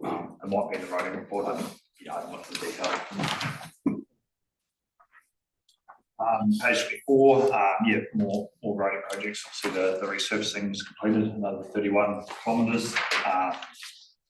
And then, yeah, Low Cost Rickley, that one there's that photo there's of the Hurno Bluff Road and the scaling, and then the rock protection fence, which received quite a lot of positive feedback, which has been nice. People sort of going out of their way to give feedback, saying it makes them feel safer when they drive the road, which is great to see. And that's the idea of doing it, protecting people. Sorry, Dan, I'm jumping ahead. Yeah. The detailed design for the sports field at the reserve, is that around the initial irrigation thing, or is that something we'll see shortly? Yep, so for the Eastern Reserve, so the detailed design's been done for the sports field, which includes all the irrigation and alike. So that's just sitting there, and once we get I guess a bit of direction on if we're going out to build the thing, then it can go out to the market to be priced. But I think I'm correct in saying that there's a paper, something's will be coming to council around that and setting up, you know, and then hopefully then we're away. Thank you. Moving on to page 25. So the bottom one down there is the township walking cycling routes. So it's looking at building new footpaths in the Amberley Township. So this past year, we've got the extension of the path on Douglas Road. There's also a lot of budget, about 500 grand in this year's budget to do more. So another papers are going to set up and wood for that to the direction on which footpaths. But yeah, great to see more footpaths being installed and encourage more people to have more active transport. Could I ask on this one, is the budget for that coming out of sort of the general development contribution, so you can do whatever footpath where, or is the budget for that out of the contributions that have to be new footpaths or new connecting? It's probably a better question for Joseph. I believe it's for all footpaths. It doesn't have to be, if there's a subdivision here, it doesn't have to be for a path linking that. It could be for anywhere in Hamley. Right, thank you. No, I need to look good, and you wonder how it'll handle what the debris that's lying in the bottom of the pipe when it's floating around. Yeah. And I'd say the great work that's been done on the Leader Road, that tree clearance, working with the neighbours, worked really well. Moving on to page 26, which is the last one of the capital program. And yeah, this is just mainly focusing on wastewater. I think Alex spoke about earlier, the trial we're doing in Carrick, so that's a photo there of the aerator, which has been going really well, so something to consider for the future. This is where my confusion set in, because I haven't already been here on that page. Greener Valley, Hardham and Mucknow Beach are all being looked at for new consents. When do they run out? Are we... Varying times. So I think Hardham is the first one, 2027. I think the others are. But we're ahead of it. Yeah, exactly. So the idea of this budget here was to do all the sampling, so get, what's that discharge, what's the quality of that discharge. From that, then we can sort of start working on what works we need to do to obtain the new consent. So Hardham's the one, it's 2027. So we're currently going through working out how do we, change what do we do with that water, because discharging to the stream as we are at the moment is not going to be acceptable. So how do we improve the quality of that wastewater? So we use that data to then come up with decisions. And Greener Valley would be the same, I'd imagine. Yeah, no, they won't be simple solutions in them, unfortunately. It's a complicated process to go through the whole consent process and get agreement with Rock Canterbury what works need to be done. So that's just the start of that process, and that's ongoing, which we've got budget for in this financial year. Thank you. Anything else in the capital program before I move on to amenities? Amount delivered. Yeah, it's a good year. Yeah, so and you had some challenges along the way. Makes it interesting, but be boring if it was simple. So yeah, no, like a few bumps on the road. It's Appreciate the team's work, but be careful what you wish for. within reason, I should say. Yeah. Thank you very much. I'll pass it on. Moving on to amenities, page 27. So in terms of the highlights, I've got a few noted there, and I can go through in a bit more detail. But getting the new mowing, toilet and section contracts out and let was a big bit of work, but also they've all transitioned over really nicely.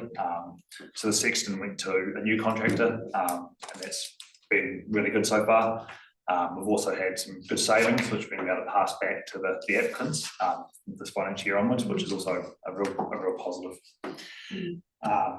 The new mowing contract, so if you remember back, we put a paper to the Ops Committee about the contract specifications and changes to that. And what that's done is in the ornamental areas or the high profile reserve, we've moved away, we've moved to a catcher cut, which, to be fair, we haven't really seen the benefit of yet because it's been so dry since the new contract's been led since March. But I think come the spring, the reserves will be looking a lot tighter than what they were. So I think it's a really good move. And then, the next few are just about the team themselves. So we're doing a lot of training, keeping up, well, a lot of it's mandatory, but keeping up the skills up. So grow safe spraying courses, hardball training, STMS training, which is quite complicated, takes about a week these days. And like I said, generally just keeping the team up to skilled. So I'll run through the report and do some highlights if necessary. So on to page 28. So for routine maintenance, unfortunately we didn't hit our 100% target for our work plan, but there was good reason for that. So when we originally did the plan, we had 1,224 tasks, but due to changing in that mowing contract specifications and also a lot of new reserves coming on board being handed to council, that increased to 1,469. So yeah, we got 92% of them done, which was a really good effort for the team, and like I said, it was over what they initially planned on doing. Reactive maintenance, so it was about 13%, which we normally budget on around 15, so that was really good. Obviously the big one that comes to mind was the October wind event. That was a huge amount of work for the team. There was a lot of damage to vegetation and trees, which took months afterwards, and a lot of cost as well to repair. But apart from that one event, the rest of the year was pretty good in terms of reactive, which is pleasing to see. Sorry, Dan, I can't help myself. I've mentioned it before, there's whether it be routine jobs or reactive jobs, most of them are in reserves and most of them are in handover. And I guess on behalf of all the other groups, I'd just like reassurance that they're getting the same level of service. I guess they get the level of service which they pay for. Is probably the answer. Is like, you know, we can't go chuck the guys doing a heap of work somewhere where there's not budget to do it. Right, So I think the process, the long-term plan's gone through this. Everyone's approved.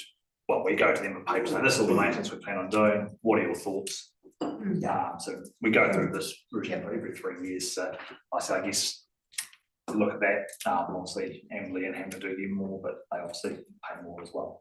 Right, okay. So it's about budgeting. Okay, cool. If people want us to do more, we can happily do more. But it's got to, yeah, unfortunately, we pay for that. Yeah. That's fair. And through you, Mr. Chair, there are some people like in Waipara that say actually we're going to do it ourselves. So it's not people. Those communities make a lot of those choices. Oh, I'm happy with your answer. Yeah, I'm happy that it's just not squeaky wheel. But it's a very good point. A lot of this, this doesn't include all the volunteer hours, which is massive, absolutely massive. And like I said, we don't have all the volunteers. And I said, much thanks to them. I know the comms team tried to put as much communications out, showing what people were doing. I know there's a bit of Waipara recently, which is, you know, it's brilliant. It's great for your spirit. So, yeah. Well, it's a big team effort, isn't it? So people, and yes, you're right, we couldn't do, there's a lot of stuff we just couldn't afford without our volunteers. But we're also very lucky to have some very good staff out there. Moving on to page 29. So yeah, the district mowing audits or the mowing in general, I sort of highlighted it earlier, but I guess looking back to the start of the year, it was quite a wet winter, and then huge amount of growth in spring, early summer, absolutely took off. And then, yeah, I guess the mid-late summer till now has just been dry as dry. Like I said, we haven't really seen a lot of the benefit of the new contract because they haven't had much to mow. But notwithstanding that, they've done really well. 1,660 audits, only 32 failures. Really, really good success rate. So we're pretty happy with how that's operating today. All right, so let's see how the spring goes. Public toilets. So yeah, in March we had a handover of contracts. So moved away from PPCS, who've done a great job for us for the last 5 years, to OCS. And OCS have really just picked that up, that level, and just carried on. And once again, you can look at the audit details, you know, that's fantastic, you know, only 6 that needed poor and need attention. So I said, yeah, doing a really good job, and we are getting random bits of feedback, you know, again, from people outside the district, you know, complimenting how well the public toilets are, and they will obviously always score well in the residents' satisfaction surveys. So great to see. Any other questions on 29 before I move to 30? Page 30, so interments. One of the trends over the last few years has been a real increase in ashes interments rather than full burials. The reasons of which I'm not 100% sure of. Probably, I guess there's a change in people's viewpoints, moving away from burial. There could also be cost implications as well. It's not cheap. So, like, we are moving a lot towards ashes, which, yeah, we'll see what this year brings, but definitely the last few years it's been trending that way. But given that we still had 76 interments, we usually think about one a week on average, so 52. So once again, there was more than what we thought. But like I said, yeah, that's fine. The section's got lots of capacity to do what comes up. Unfortunately, one of the things in which we've started recording now is the damage of vandalism. So yeah, a lot of it is just mindless graffiti. But like I said, yeah, we are capturing all that, putting a cost to it, just so everyone's aware. And I think where we can do things, we'll try, but a lot of it, there's not much you can do. It is frustrating, some of the graffiti and people smashing up the public toilets, which are, there's no real way of stopping people unless you want to lock the toilets, which then just, it's not fair for the 99% who are doing the right thing. And I guess the next few pages, we've just got loads of photos and a few descriptions of some highlights of what the team have undertaken this year. It's some really good work and tidy work. So, might have any questions or comments on those pages? Well, they do look good.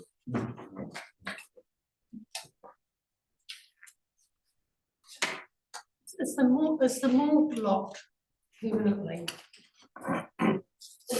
Is it a public viewing if you wanted to, are you allowed to go into the morgue, might be the question. And come back out again? Yes, what we want to make it. I've never really had the want to go in there, so No. I'm not sure the answer. No, it's interesting, We can find out. it's an amazing building and they've done a lot of it. It looks fantastic, but is it there just to look at on the outside or is it? Anyway, it's not, don't waste any time on it, Dan. It does look like a padlock on the photo. Yeah, that's what I was thinking. So I think Yeah. that's probably the answer. Yeah. Is Yeah. no. Yeah. Never used to be able to anyway. No, but it's in its new site though, it's in a Yeah. more visible site, isn't it? So, Yeah, the windows are quite high actually, I so. was going to say, are they windows or vents? It'll be cool, not that.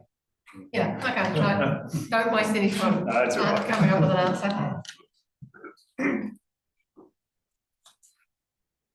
Pretty cool. Good pictures, I like the pictures. Page 34, just a question. The Martin Street War Memorial. Yep. That was considerable cost to put that right after Yeah. a clown came around the corner and left the road and hit it with his car. Does that go under, I'm looking at the amount of dollars in vandalism, is that, where do we put that? Because is it vandalism or does it come under another category or, which pocket pays for that? I guess it's a grey area. Yeah. Done on purpose. Obviously, vandalism. Wouldn't know. I guess now we weren't capturing the costs back then. in terms So of that comes out of reporting like a here, but maintenance we're going to pay budget for or it. something. So yeah, whatever way you want to look at it, the ratepayer's got to pay for that.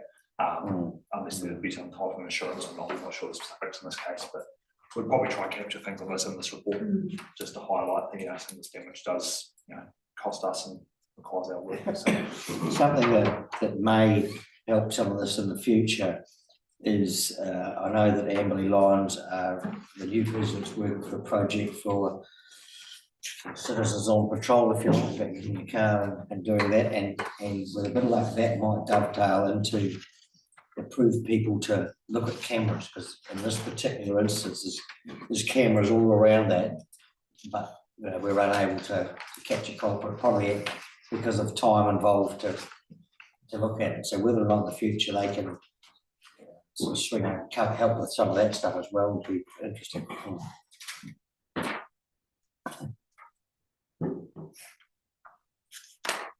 that's me. Thank you all. Good on you. Thank you.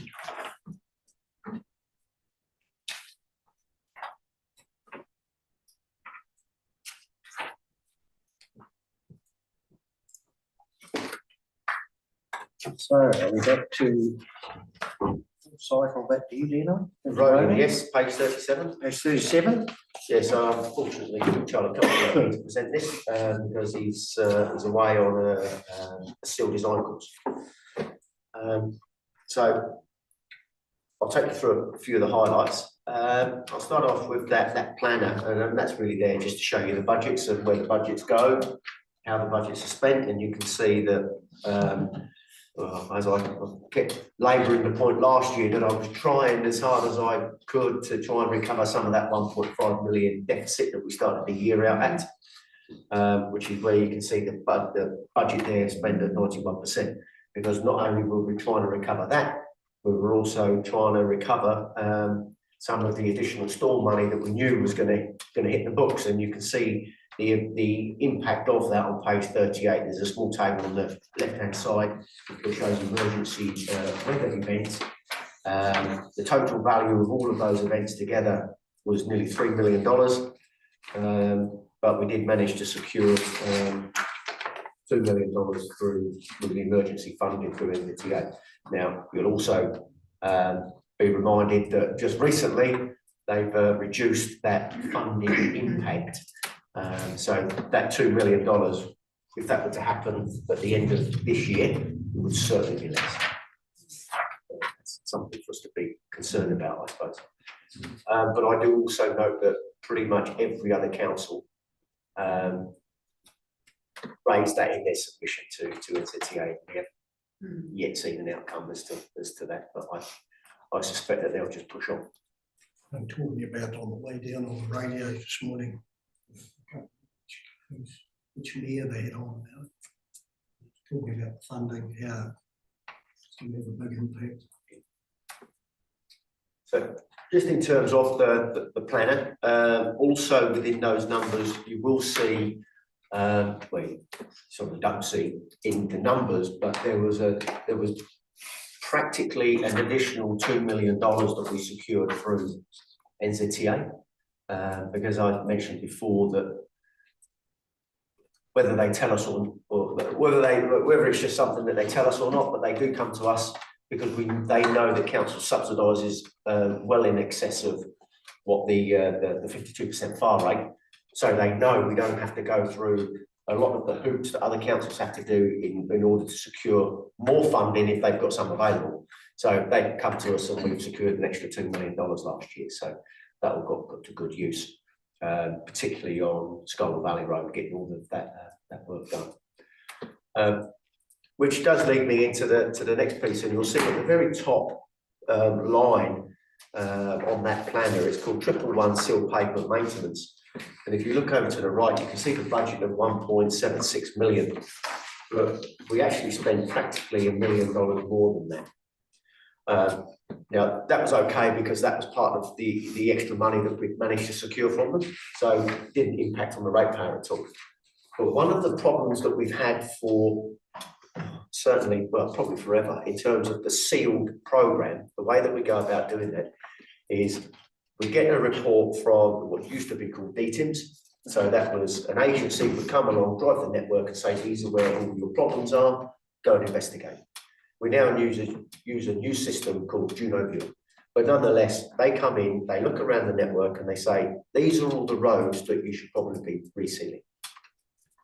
Then it's up to the team then to go out and actually walk all of those roads, eyeball them, work out where all the patches are going to go before the seal comes in afterwards. Now, what's happened forever and a day in the past is that we would do that piecemeal. So we would look at that list that they was to provide, we'd look at the dollars and go, okay, well, we reckon we'll get this amount of roads done, and then we go and walk them out. And that generally walking out takes can start in August and carry on till about February.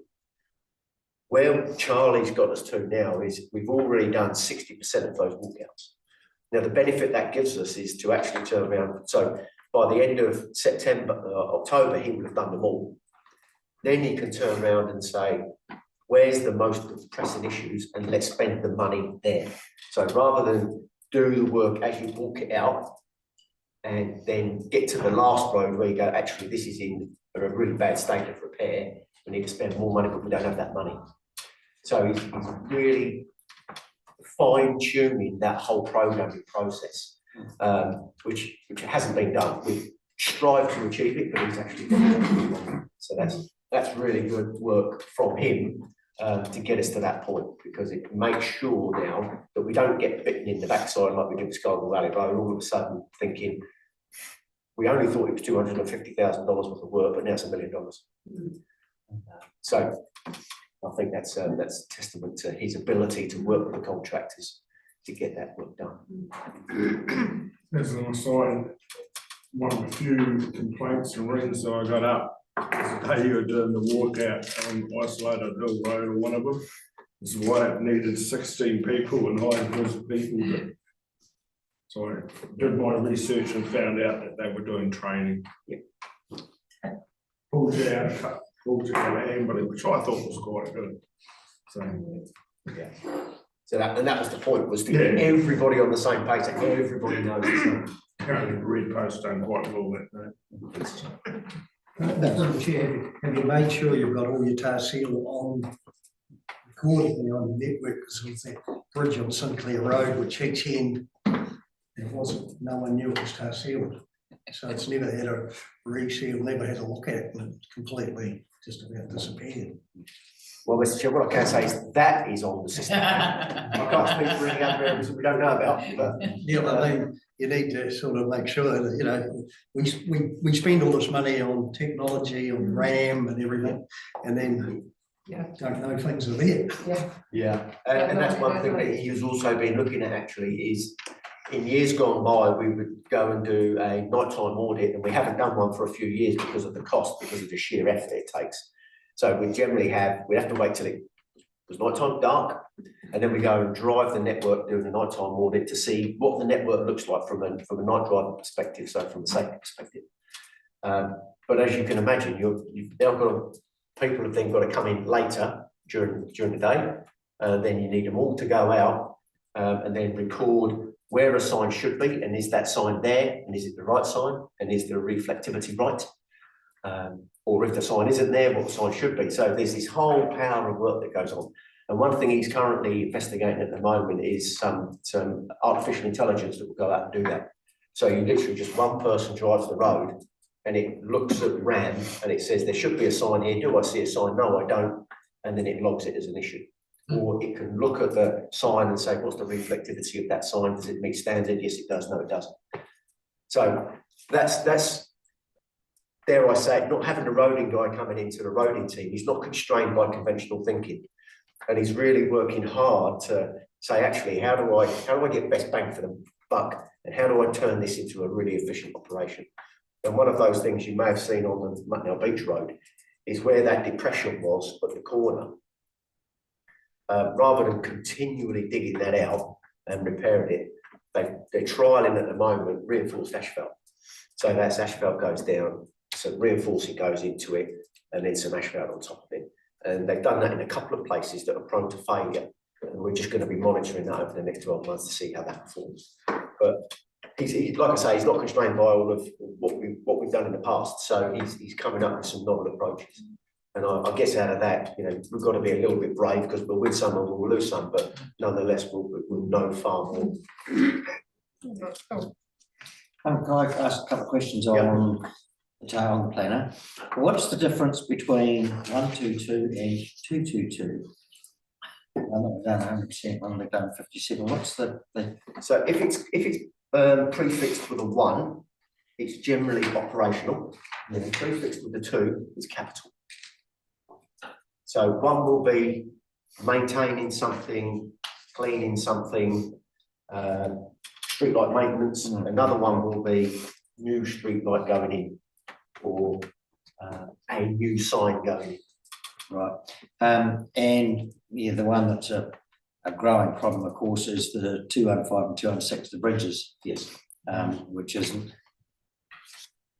I don't know how and where we try and head that one the other direction, because it's just we seem to be on a downward slope with it. We're simply not getting the money to begin fixing the problem. You know, it's what that's looming. And the last question is, we're 91% spent. Did the other 9% go into debt repayment, the 1.5 mil, or is that carry over, or what happens there? That will have gone into the emergency weather events. Right. So we didn't spend it in those normal codes, we would have put it into something else. Okay. Yeah. Okay, page 38, so I've just mentioned about the emergency event there, and you can see each event, how much it cost us, and how much we actually got covered through the emergency works funding. Then there's a small section there on the audit, the procedural audit, and again, we'll bring a report back that you'll get to see the detail that sits behind that. Now, whilst they're some of those are yellow that says some improvement needed. Actually, it's quite minor, the work that we need to do, so it's not, I don't consider it a big deal, not compared to the procedural audit we got a number of years ago that they were practically all red. So we've recovered significantly from it. Through you, Mr. Chair, and that was what we got at audit and risk, a significant improvement in processes and particularly the procurement one going into green was a good achievement. And did you say earlier you've got a wash up, you've made a reply backwards and forwards, and so that'll come through the system? Yes. Thank you. On the next side, on the right hand side of page 38, you'll see the CSRs, and no surprises there. July, I think there's something wrong with that, the axes on there, but nonetheless, the high points through the start of the year coincides with roading gets more CSRs when we have bad weather, and so that has been quite settled for the remainder of the year. So the CSRs go back down to a normal level, but the pleasing thing to see is that the team are on top of those and keep those not coming. So that's good. Then there's a box below that, just a table, just for interest, really shows you where we spend the majority of our efforts on the different types of roads, and what that is bringing to the fore for us, and it's something that's in the AMP that we talk about, looking at looking specifically at the different roads and what the usage of those roads are, and whether or not we need to have some kind of different intervention for them. We're certainly looking at that across the entire unsealed network, and that's something that we're looking to do across the sealed network too, is to think about, we've got what used to be ONRC, ONF, which categorises roads. So because our entire unsealed network is considered as low volume, it just in the ONF, it just sits as low volume. But is there some more categories that we want to introduce to say Leslie Hills Road should be very different to another road that just leads to one property? And do we need to treat them differently and deal with them differently? So Leslie Hills Road, that might be very highly used, maybe we'll put AP 20 down on there like we've always done because it works well. But if it's a road up a back block which is prone to get wet, maybe we look to put AP 32 or even AP 40 at the front. So we're just starting to look differently at the roads to try and maximise our expenditure, because we know we just haven't got all the money that we want to do right across the network, so we've got to start trying to, and this is a good way of doing that. So could I ask, Lake Sumner Road, is that one levelled? I know we had two major events up there in short succession, but you know, is that one sort of where you'd expect it to be? Has it come back to a level that might have been in the past, or most of the other roads I can see are through roads, are well-used roads, whether it be dairy use or main transport routes, all the rest, but your Lake Summer's kind of in and out, but it's obviously the nature of the road and the terrain it's going through, it's always going to be a problem, isn't it? Yeah, it is. It's always going to be a problem, but I know that a lot of those issues were about corrugations because it's dry. But we do have, we stockpiled material there quite a while ago now, because it was really good material, and we wanted to get another decent source in the same area of a different material and blend the two. So the aim is, I think it might be next month, but we've got enough material now practically to do all of the key areas within Lake Sumner Road. So that will be blended and then laid, and hopefully with a view to not seeing that amount of dispatches on Lake Sumner Road in the future. Well, for a number of years to come yet. So.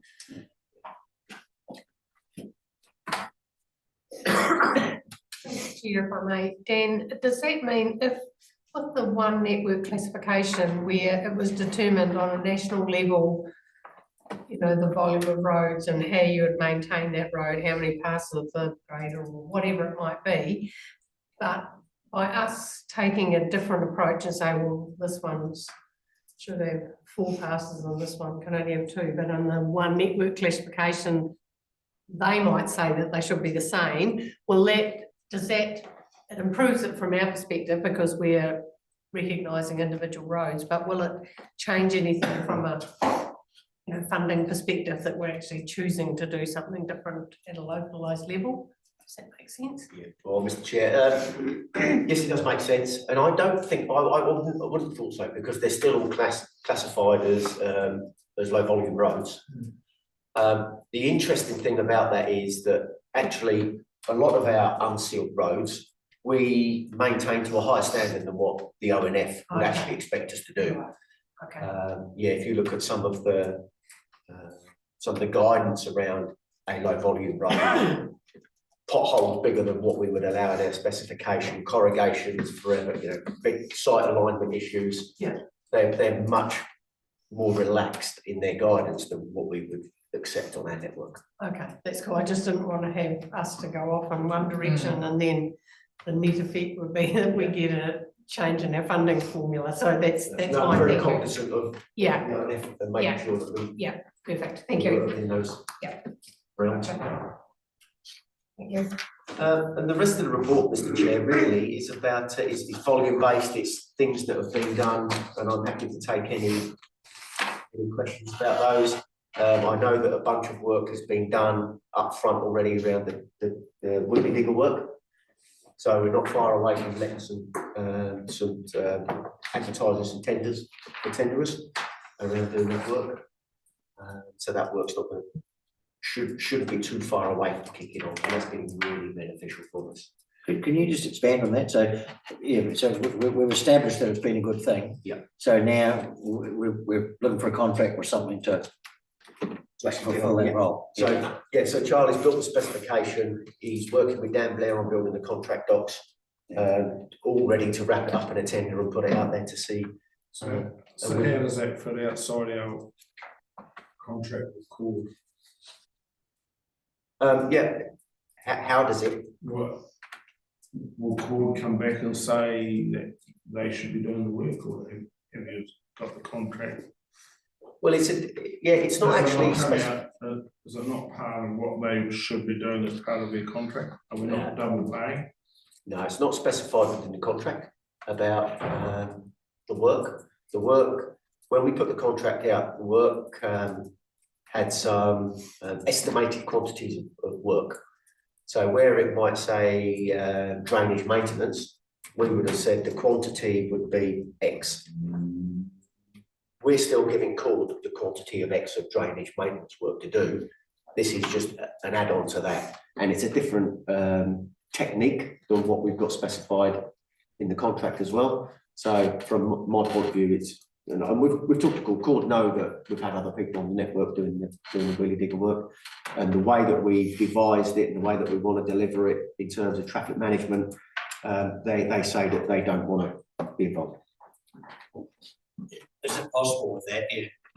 I understand calls, it's over the whole district, so it's a big piece of work and it's difficult. We've talked before about using locals and it's difficult to bring locals in and out of a contract like that. Where we've got one even passing work like this, is it something that will make sure our local guys that might have the right equipment get a chance to have a look at, perhaps? Yeah. Charlie and the team are using multiple different local contractors right across the piece. And bear in mind, often our contract rates are cheaper than the local guys because they've got scales of economy, whereas the local guys don't. But if it fits right, and sometimes it might cost us a little bit more, but if we can get it done quicker, or we can get it done in a different way, or whatever, then yeah, the team are certainly, they've got good relationships with multiple different people around.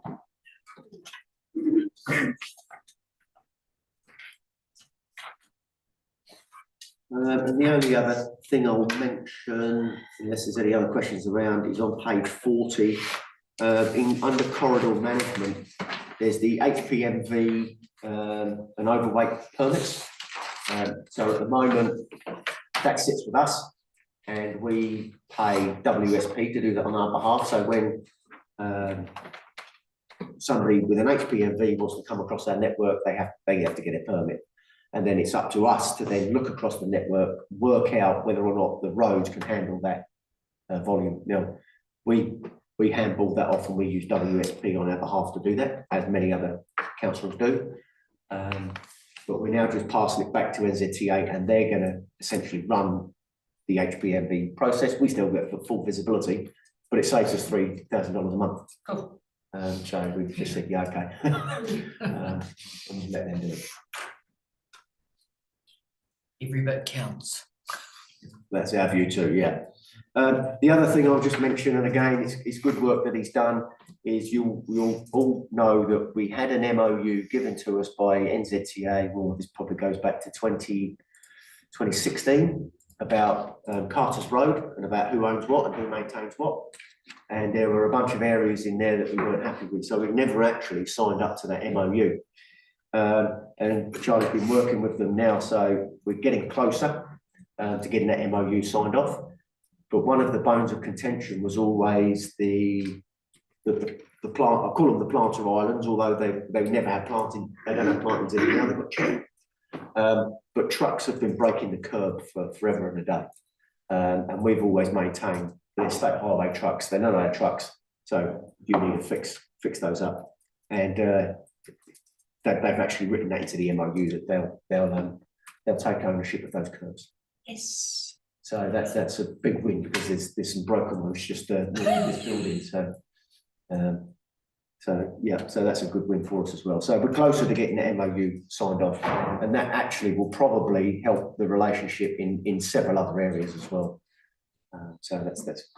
Does that tidy up the confusion down at the truck stop? Yeah. So we would only be responsible up to the last island, the last planter curb area. Yeah. Anything beyond that would sit with them. So that whole area that they're fixed up, they accept is their responsibility. Oh, yes. Yeah, good. So I'll leave that. There, that's it. It's finished there. Thank you, Dan. Thanks on the team. Andrew's going to go last. Two others jockeying for position over here. I think it's Ken. Yeah, page Committee 50. will be first. It's fine.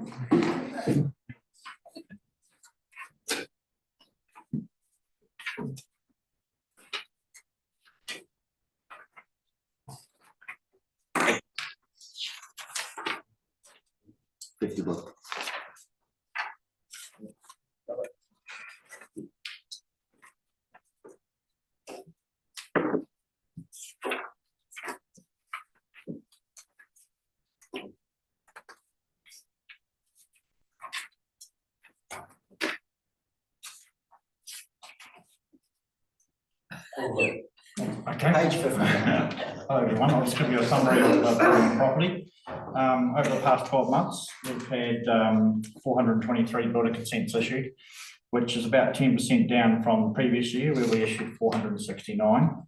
But as you can see in the last few months of this year, it's sort of matched last year. The timeframes have improved since last year, averaging 15 days of processing time compared to 17 days the day the year before. And the total value of building work in the district has reduced down from 118 million in 22-23 to 93 million in the last year. On page 52, the Sorry, Kerry, we're interrupted. Page 51, very first time. Great news that we're getting a couple through diplomas.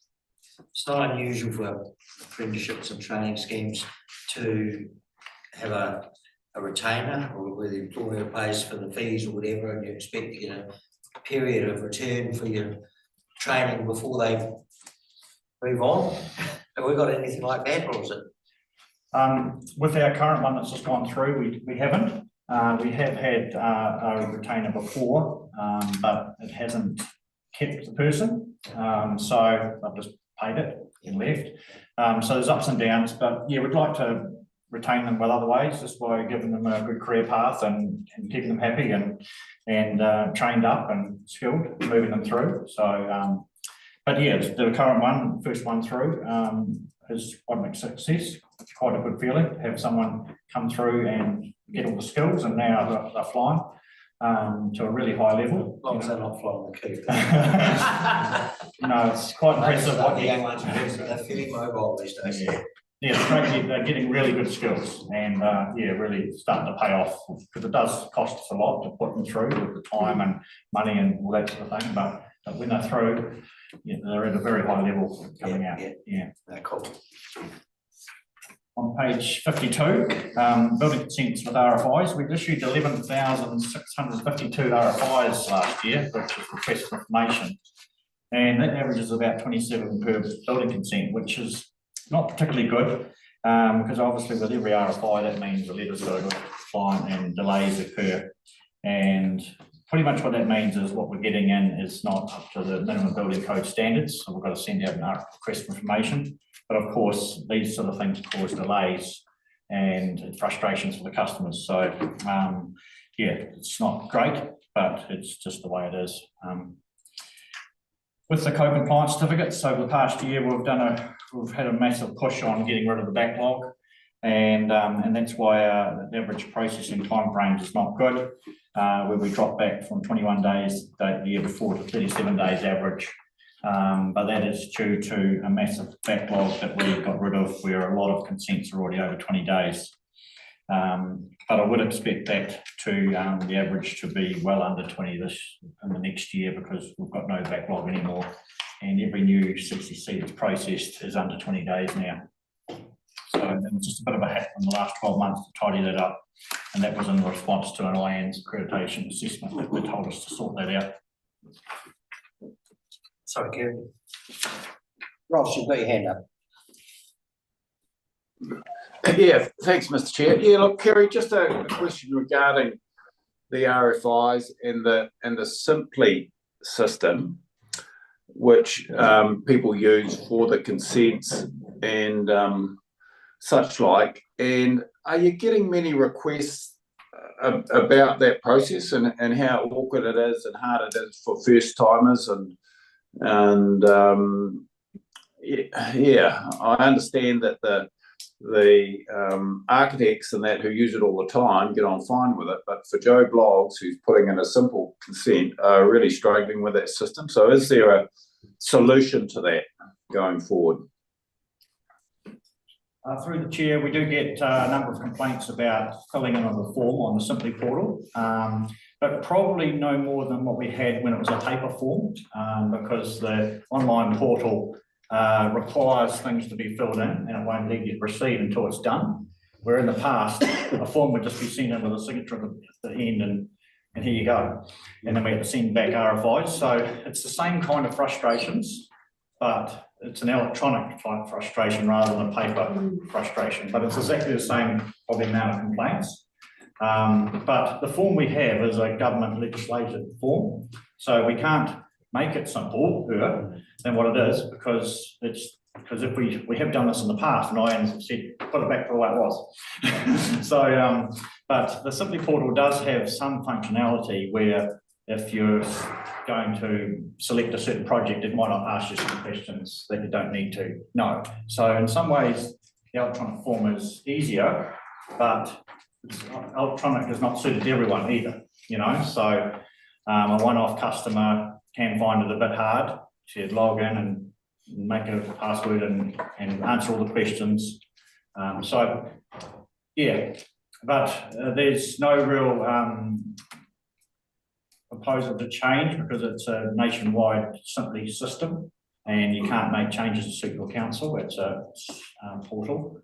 But yeah, what we do provide is a duty building officer that will run it through with them. They can see what they're doing and they can help them through if they get stuck. But that's well, they come into the counter. We can do it in front of them while they're there. One of the computers in here. But yeah, well, it is an area where we get a number of complaints. Yeah, thanks, Gary. So on page 53, the inspections, we did 4,200 inspections with our 2 building inspectors last year. They failed 17% of those, and they passed 482 of those, about 24%, or passed not complete, sorry, which means things weren't quite done. Over to notice to fixes. We issued 28 notice of fixtures last year, which is generally for work that doesn't have building consent. So that's not necessarily any higher than any other year. It's pretty normal. Certificates of acceptance. This is for the work that didn't have a consent. These are very difficult still, and yeah, there's about 40 there's a number in the system at the moment for things like sheds, porches, laundries, mountain huts, office blocks, dwelling conversions. There's 5 of those in the system. Sleep outs, club rooms, dwellings ×2, laundry mats, wood burners and toilets. So this is the sort of thing that people are doing without consents and being mocked up through the certificate of acceptance system. Well, they're trying to be mocked up, but they're getting stuck in the system because a lot of this work is non-complying or below normal standards. So yeah, it's hard. Over to page 54, highlights.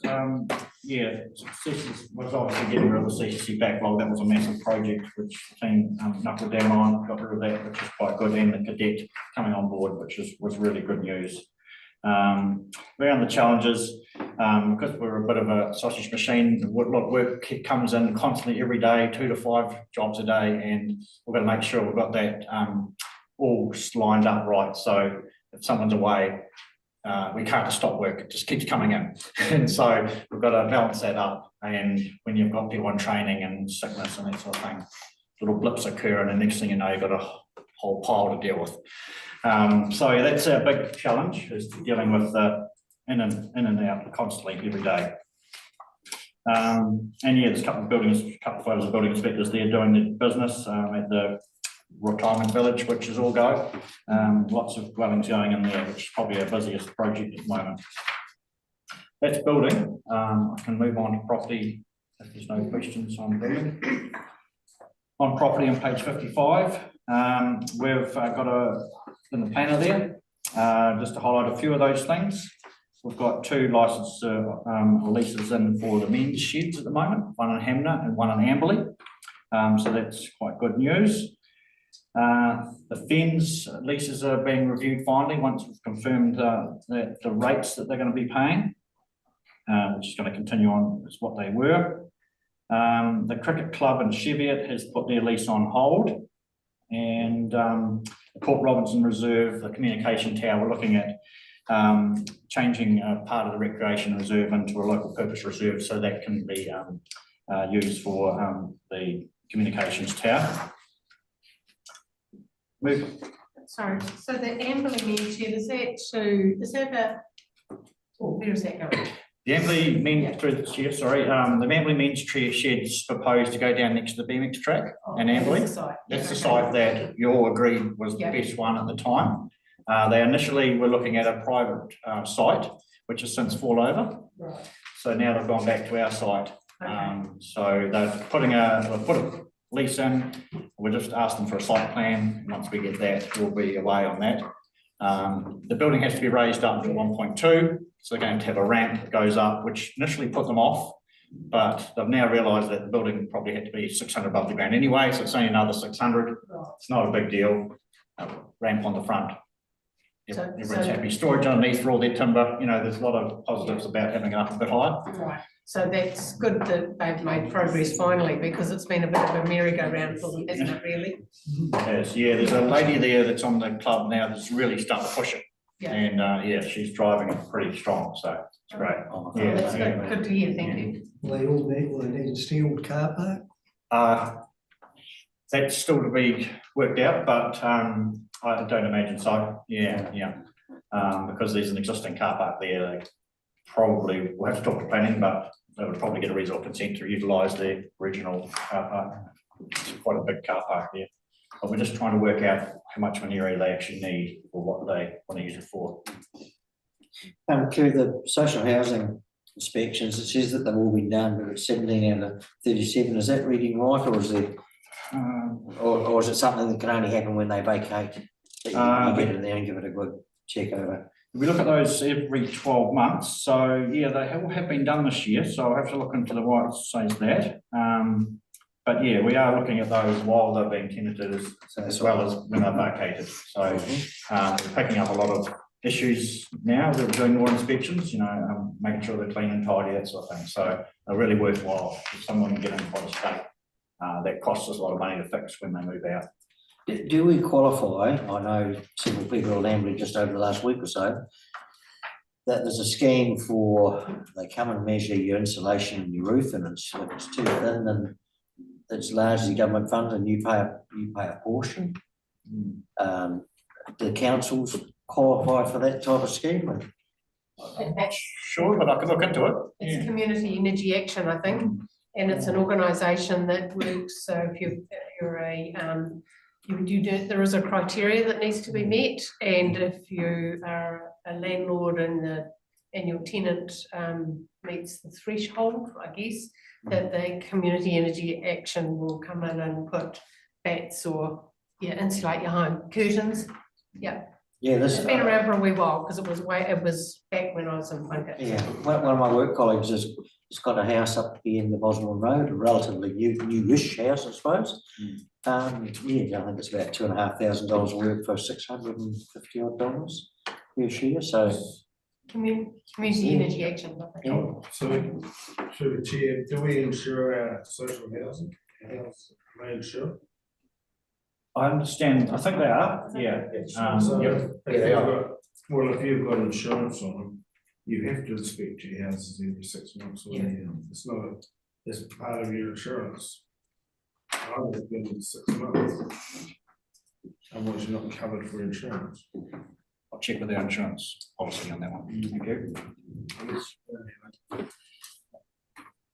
Just to let you know, we did do a lot of work on insulation, upgrading the units to get the certification a few years ago, but yeah, they can always be better, because some of them are a bit older, over to page 56 on the limbs. It's been pretty busy limb-wise, but in June, there was quite a dramatic drop-off, and limbs requested. I don't know the reason for that. Normally that's low house sales, but we'll see whether that's a trend or not. Some of the highlights in the property team, on page 56, all the social houses are occupied 100%, and quite a wait list there of 43 people on our wait list for the 34 properties, but the majority are wanting in the Amberley region, which is a bit of a pain. Kerry, are those on the wait list, are they at the retirement end of the scale, or are they young ones that just can't get? Why are we getting more young ones applying, I guess I'm asking? They're generally older folk, but there are some criteria they've got to meet to get into the units, but the older folk generally get more of a priority.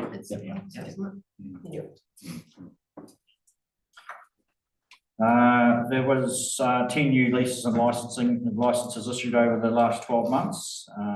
We also had 3 road stoppings, which generated some income. One road stopping generated 63,000 in the sale, which is great. And we've got 2 more on the cards, which have a value of 99,000 to stop those roads. So that's good. And all the maintenance plans and condition reports are complete for our properties now. So we're aware of what properties we have and what condition they're in and what needs to be spent on them, which is a good thing to know. So that's, but now we've got to try and work out how to get them in a better condition somewhere. Kerry, could I ask the income from these road stoppings, does that go into the general fund? I think so, yes, yep. Not the property team, unfortunately. It's not necessarily to an area that it might be in, it's to the general. Jason usually the part of that.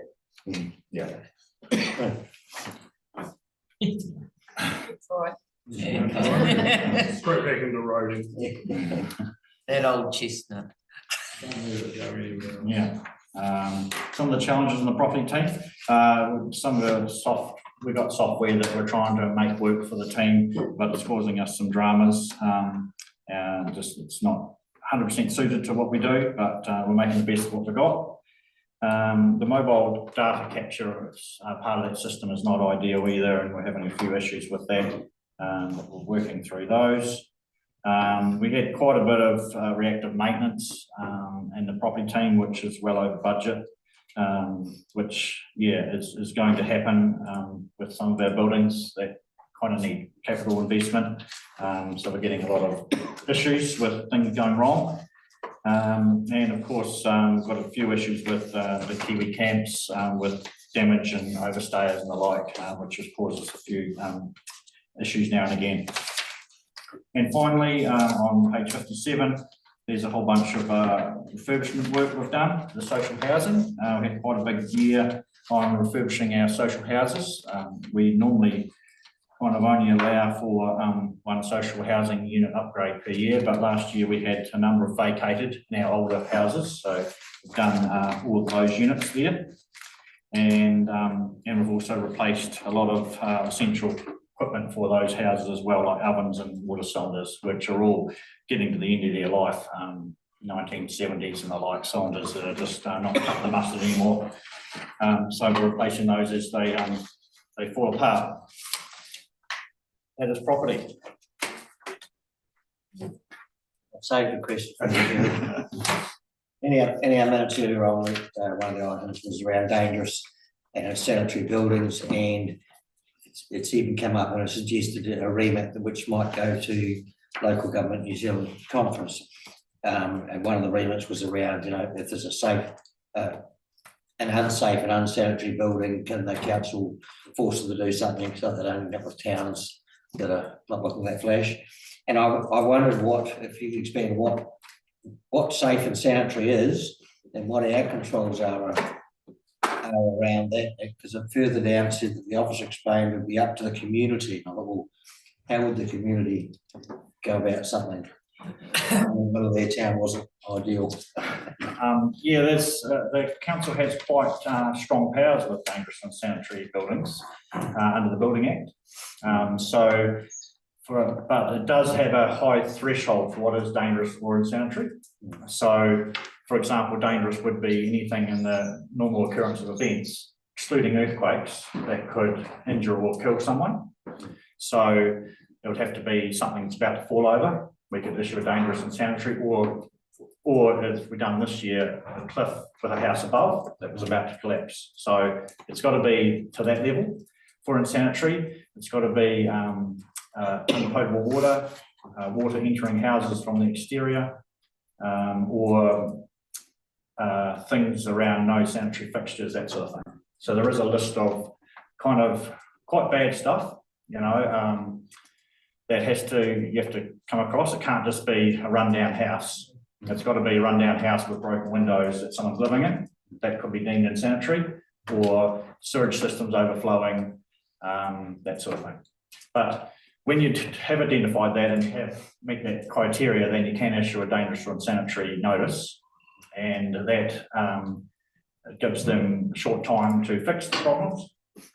Otherwise, the council can go to the district court and actually carry out the work ourselves and invoice the owner for that work.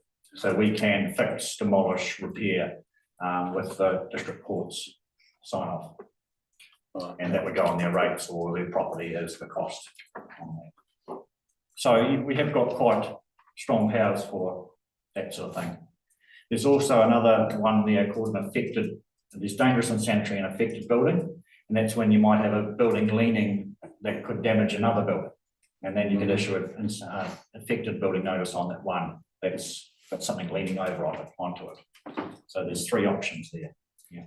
I think where this remit was perhaps going was, I think it was initiated from the North Island, where you might have a rundown town or whatever, the local mill might have closed or whatever, and you've got some older buildings sitting there, probably with a developer with no money, and people are sort of thinking, well, that doesn't look very good for our town. And I think the feeling amongst us was that in some cases we bit of an overreach to try and push that.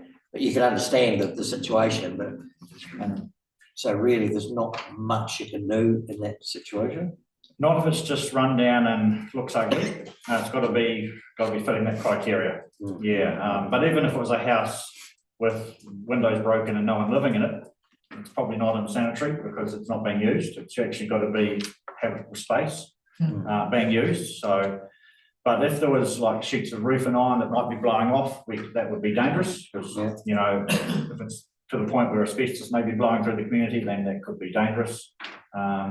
It's got to be something that could happen in the normal occurrence of events, excluding earthquakes, that could injure or kill someone. Yeah. So Thank it's sort you. of that sort of criteria. Thank you. What if the house has still got the open roof from the earthquake and only half the power goes on So if it's got a damaged roof, obviously that would be dangerous and or unsanitary. So yeah, especially if there was someone living in it.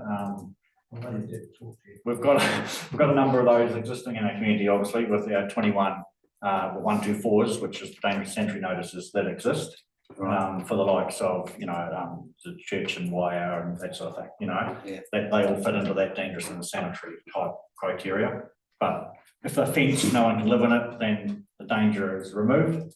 But it's when they're used and it's dangerous, that's when the council should really get into gear. Right. All good. Thank you very much, Gary. Waiting patiently in the wings. I do apologise about phone, I turned the phone on to silent, forgot to watch. That's why we used the last.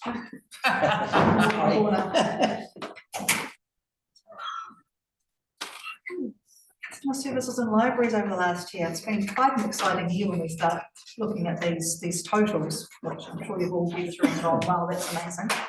But if we start with our compliments and complaints, and I think it's our COO mentioned before with roading, there's a lot of CSRs that have come in, and of course CSRs are one level and the complaints are at a higher level, and compliments are an even higher level, and both featuring in both complaints and compliments was roading and amenities as our high ones for both. So as much as we get a lot of complaints in the roading area and a lot of complaints in the amenity area, they're also our highest in the compliments as well. So in fact, we just had one, I'm not last year's one, but one just came in over the weekend for the public toilets here. Somebody who had come from Selwyn district to play rugby at down at the Domain and came to the markets and then went to the toilets and was like, these aren't ordinary public toilets, these are great, they're clean, they've got soap, they've got flowing water. And she felt so strongly that she actually sent him a compliment about it. So That's nice. nice to receive those kinds. Yeah, absolutely. Over the page 266 on our borrowing statistics, as you can see, we've had nearly 100,000 issues of physical items in the last 12 months. So nearly 100,000 issues. And when you start seeing those kind of numbers, it's like, wow. And then on the electronic side of it, there's another 25,000 of electronic issues as well. And it continues our trend of the physical stuff staying flat, whereas, you know, around the world, in other parts of New Zealand, physical goes down as electronic is coming up. And in Huranui, the physical is staying right up there. And we're getting new users that are using the electronic. So that's the difference in the Huranui, is when the team go out to the club day or the AMP shows and they demonstrate what we have in the apps, and we get new users. So the new users come in and they're interested in these library in your pocket, you know, use your phone to access things. But the people who are still getting books out or still getting the magazine, they're still doing it. So it's an interesting, yeah, Huranui is bucking quite a few different trends on that one. Through you, Mr. Chair, I wonder if that's because we've got the age of the population is predominantly up there here, and I know a lot of people just enjoy sitting, and my mother in particular used to always get some books out, and that was her reading. So we might not see a shift until there's a generational change, perhaps. Yeah, I do wonder the same myself. It's we have a lot at the preschool age, of course, as well. The children love to go to the library and get out their book hoards and read stories. And as much as a lot of that is electronic, we've got a lot of children's electronic resources. There's still something tactile about getting a book, and the kids still get their library books and things too. So Interesting. I'm interested to see how that goes too. I don't think that's a bad thing. That's a good Yeah, I thing. agree. Yeah. Devices and onto it, yeah, completely. Phone calls, so over 1,800 a month phone calls coming into the office. So that's coming in. That's not just ones get passed around or the direct dials directly to offices. This is just through the main line. So close to 2,000 phone calls a month come into the main line. And with emails, there's over 73 emails through the main line as well without going to the direct ones. So there's still a lot. And we saw that with this customer satisfaction survey, that people still want to make those phone calls. They still want to contact people that way. Our Snaps and Solves, still a popular way for people to contact us. And mostly from Hambler and Amberley, and again roads and vegetation, and they tend to ramp up when it's spring time. Are we still at the giddy heights of our award-winning days? Well, yes, I think because we are on a population ratio, we won again. So yeah, and I think our councillors help a lot, our elected members, in spreading the word and also using the app to actually report. It's definitely a well-used resource within our district. So, if we start looking through the highlights, and I'll just skip through some of these. I know that we've covered a lot of these through the year, and that continued. But also, I just wanted to highlight and here's some of the technology stuff. So Mark was able to get us some statistics this year to show you what is actually happening with the Wi-Fi in the library. So we have APNK, which is the Aotearoa People's Network, and that provides free Wi-Fi to customers, including being able just to go into there and use your own device to actually access it, or use our public computers. And there's also the APNK printers and things in there too. And you can see the connectivity on that. So if we just started in Amberley, people who just sitting outside at night, coming inside, using their own device and doing it, over 21,000 people connected, or different sessions connected to the library. And over 19,000, nearly 20,000 black and white A4 printing. So this is our income that comes from the library. We get it through our printing. And some colour printing as well. And that's around the district too, but particularly in Amberley and in Hamner. And then there's the APNK. So we've got 6 computers down at the Amberley Library, and there was nearly close to 4,000 sessions, 4,000 times that people are going on. So we count a session, people get a code, they go and they log in. We don't limit people on the time they spend on a computer unless there's other people waiting. So they could be on there for hours and hours. So it's just going through. There's also something on there called Eduroam, which you'll see. We got Eduroam in May, and Eduroam is where you can actually access your campus. So if you're studying and you're studying at Lincoln or Canterbury, and normally you have to go into the library at your campus to access into their networks, because the networks are secure. It's like our networks are secure. But this was a rollout that happened that gave libraries access from within there, the security of our campuses as such, to be able to access those. And only since May, so this was May, June, July, in there, you can see the numbers that were actually already coming through for Eduroam. So, because I know when it came on, I thought, of course we'll be a part of this, and of course we'll offer it, but I'm like, not sure how much we're going to get around the district, and it's so surprising. And you see it's even high, like 139 uses of it at Amberley, but 410 in Hamner, 212 in Cheviot. So it actually turns out that in the rural ones, it seems to be even more appreciated. So yeah, great service that we've been able to offer on that one. The device advice is running again as well, so that's helping people. So it's that extension from not just running the stepping up classes, but by offering that space within the library for people to be able to come along and ask their questions. How do I stop this thing ringing when this is ringing? And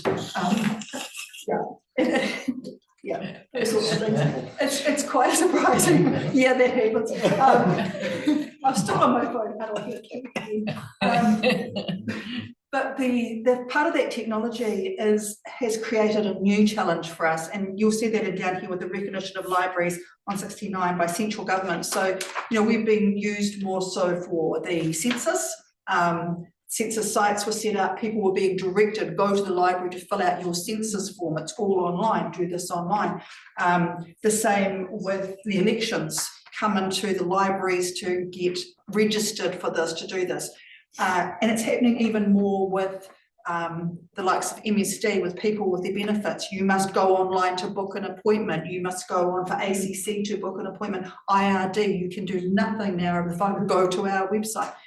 And people are now being told, but I don't have data or I don't have access to go to the library. And so we're getting the numbers of people coming in to use this. And so I think that's what we're going to see even more. So it'll be interesting next year to compare this data and these figures to these people that are coming in to use the library services to access their social services as such, and educational through Edu. So Just through you, Chair, I nearly said Madam Chair, get a slap.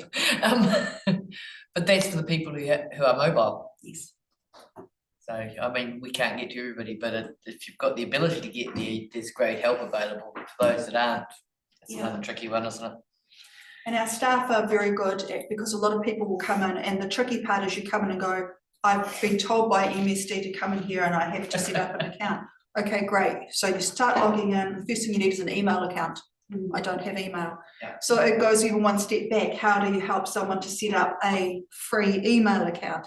Then to log in, and there's just so much. There's a lot of time being spent from the staff working one-on-one with people to get them to be able to help. So it's a real change. Will the MSD, just through the chair, will the MSD and Marie and Cheviot, that will continue, because that's been a game changer. It has for many been. people. That is in here as well, and we are. I mean, it's not ours. It's being organised by MSD, but it was so successful. I've extended it. Yeah. So that has been extended.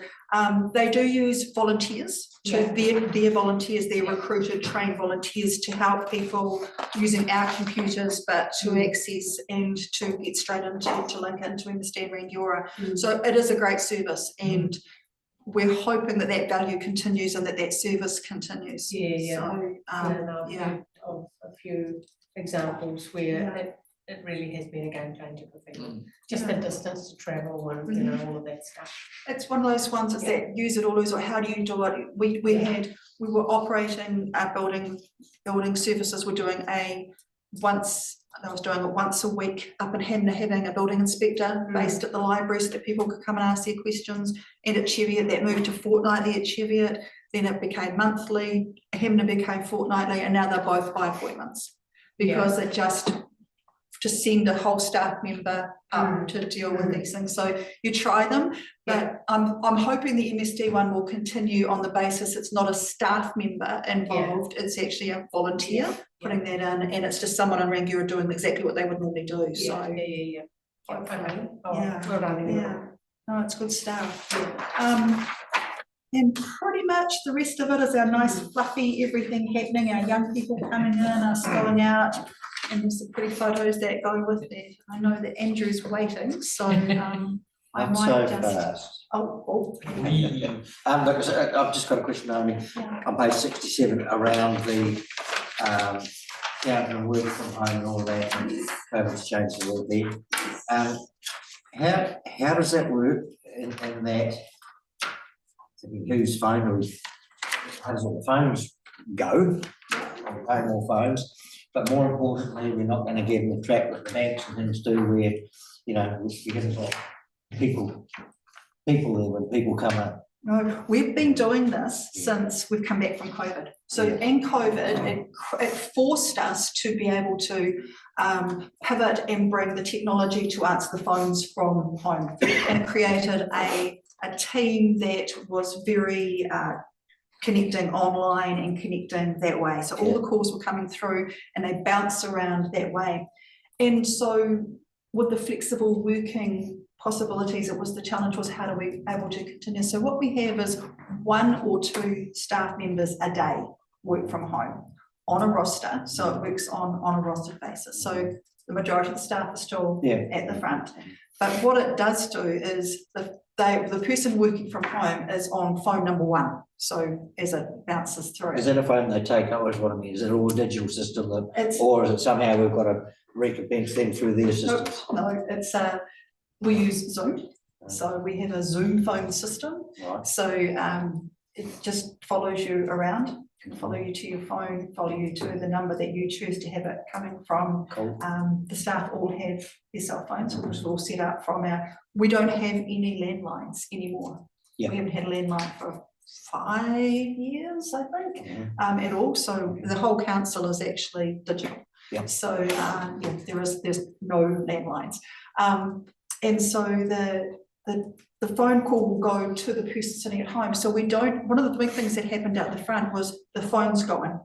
And so you'll have someone at the counter, someone else at the Yeah, counter, phone's and the going. phone's going, and it's like customer service 101 as you deal with the person who's standing in front of you. In the meantime, the phone's going and going and going, but you've got a customer standing in front of you. So this takes a lot of that away. So we don't have a call centre as such, but this is like a de facto kind of a call centre.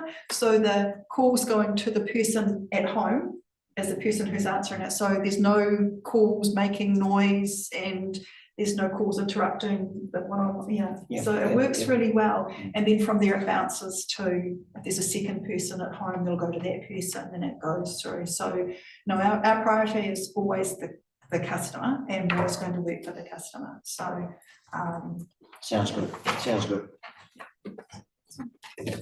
Thank you very You much, are Naomi. very Anyone else have further questions no, from the floor? Thank you, Naomi. great. And I think we're down to the big finale from Andrew. Page 41. Thank you, Mark. Yeah, you've got one more. Got one more report in you. Yeah. Cool. Oh, presenting first the regulatory, Oh, sort of oh, thing, pretty good. no, you can do it. I was just looking at the time. And, How long have I got? You can do it. Still got the action sheet. We'll do it. Just keep going. I've got to leave. Keep I've got to going. leave. No, at the word is keep going. Okay, well, there's not too much groundbreaking in here, so I'll go again and just pull me up for questions. So, across the regulatory CSRs that we got for the year, there was a slight decrease, around 53 fewer, and you'll see there were 56 fewer noise complaints, being sort of the big movement there. I don't have a really clear reason why. It's just less parties this year, I think I've said a few times. Quite. And most of these CSRs that we get are either there's not any ongoing enforcement action to take, or we're able to resolve things using informal measures, but there's a few down the bottom of that page where some excessive noise directions issued. 24 notices to fix under the Building Act. We collaborate a lot with the building team on those.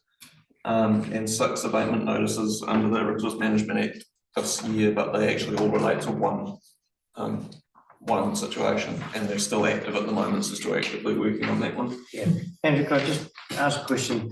In these service request categories, the one that jumps out to me, and it's reinforced by what I see driving up down the roads, is the litter. I'm wondering if we should look at some kind of a campaign or something there, because it's not good. You know, gosh, I remember growing up that all kids at school and that it was part of what we were taught. Whereas now it's pretty grubby along our roadsides now. Yeah. I wonder whether there's anything we can do, or some kind of a promotional, some kind of a campaign to try and bring that down a bit. Yeah, Or whether it's yeah, schools. Between, I guess one advantage to having our waste and our compliance teams working quite closely together is that's where all that stuff sits. So that even I think we're allowed to use some of the waste levy funding to do a campaign like that. Yeah. And we've been recently contacted by Grey District Council who they're just launching a little bit of a campaign themselves, so we could jump on that and see what we can borrow from them. We've also noticed we do get involved in the Keep New Zealand Beautiful Week thing, which is in September actually, but there's a really low uptake from people wanting to be involved in that as well. So perhaps some publicity is good. I mean, it's quite a feature when you see there 140. And so there's 140 CSRs that the compliance officers have to touch in some way, and the vast majority of them, it's just litter. There's no one you can follow up for it. So it's just a clean-up cost for council. And yeah, I mean, if everyone called in every time they saw litter, imagine what that number would be, you know, from what you can see around.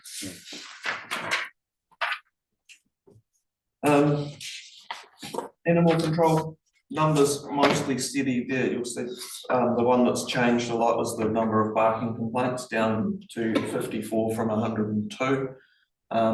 But I don't sort of want to minimise that number as well, because they're still they are really difficult complaints to deal with. They're really maddening for the people who are hearing barking, and they're really difficult to get enough sound evidence to take formal action if the council needs to. So there's a lot of talking nicely to people and encouraging them to try and do the right thing in that section as well. But it's still a really fraught area, and other councils also sort of grapple with the barking issue. 17 infringement notices, most of which were the failing to control your dog category, which is sort of it's quite a catch-all, and it's often the one we use following a bite where the dog has been out of control and gone and fought or bit another dog. Number of dogs registered has stayed really steady with previous years. Brief mention of the tags. We did change from the blue ones that wore out really quickly to the silver ones that aren't wearing out quite as quickly. We're still talking with that supplier about whether there's anything they can do that's less dangly, you know, along the lines of the old plastic strap. And we're also contemplating whether we could offer the plastic strap as a lifetime tag alongside the metal hanging down ones, because we're aware that, you know, particularly for working dogs, the metal dangly ones aren't that favourable. So no reason why, from what I can see, that we couldn't offer the plastic strap ones with a lifetime kind of arrangement as well, because they do last. So we're exploring that now. We haven't had many of the silver metal ones returned compared to the blue ones, but yeah, we are aware that maybe people do want something different. And yeah, we replaced lost ones as well. Yeah. Well, it's tricky because I know not all working dogs wear their tags. It's not it's whether we say this is the tag and it's genuinely not a problem, or it's whether we put an alternative option out there. So what are we going to work on the? Through Mr. Chair, we went away from the plastic one because we had requests to follow other people to the metal in terms of, you know, it seemed like a reduced waste good initiative.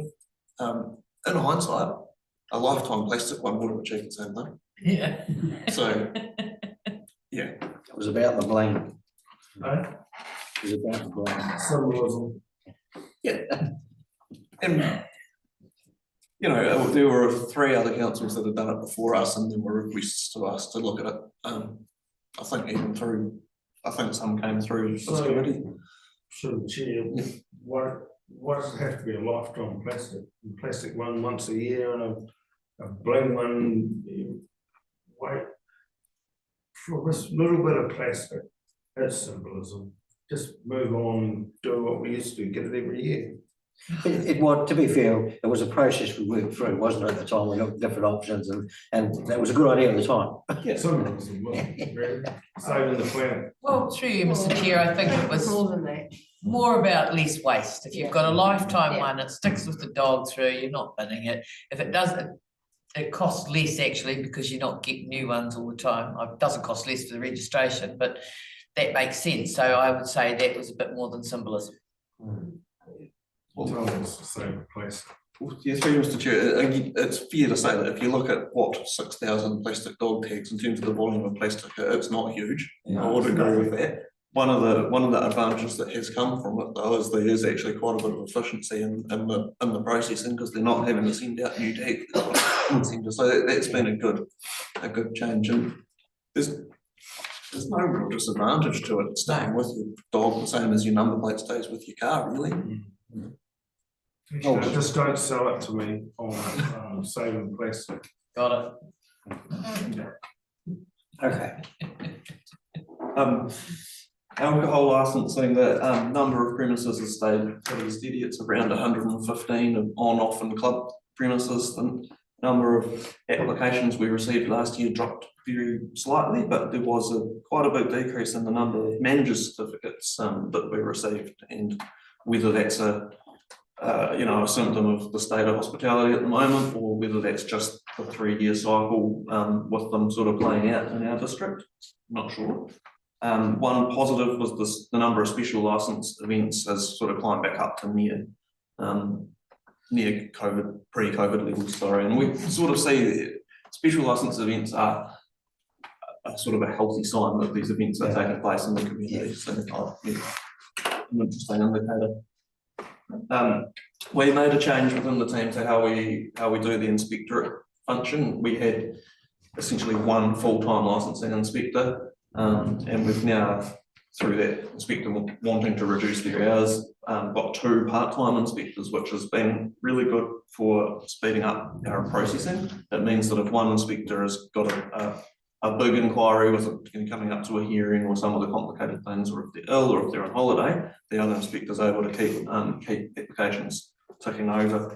And as a result, we have sped up quite a lot in terms of our processing times, and we managed to clear a backlog of around 40. So we actually issued 280 licenses last year and only had 241 applications, which sort of is an indicator of us having caught up a bit.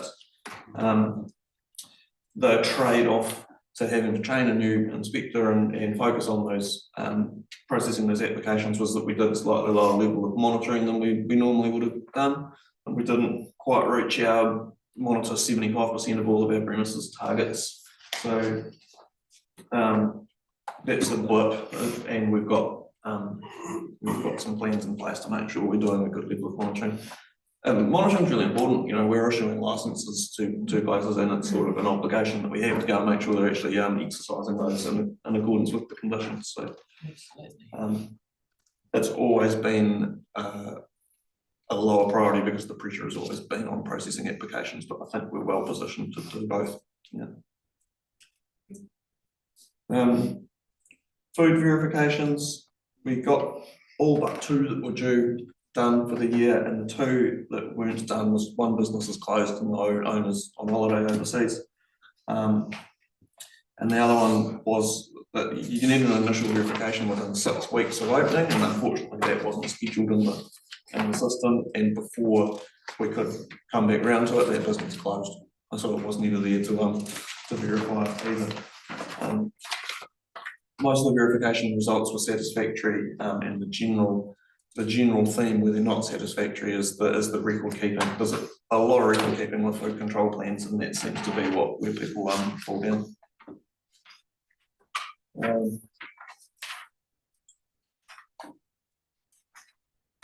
Quite comment on freedom camping. We've found the numbers of campers are back in probably the same numbers that we had at peak freedom camping time, but a change to the vehicle type, and there's more caravans and the sort of larger camper vans using our sites, and fewer of the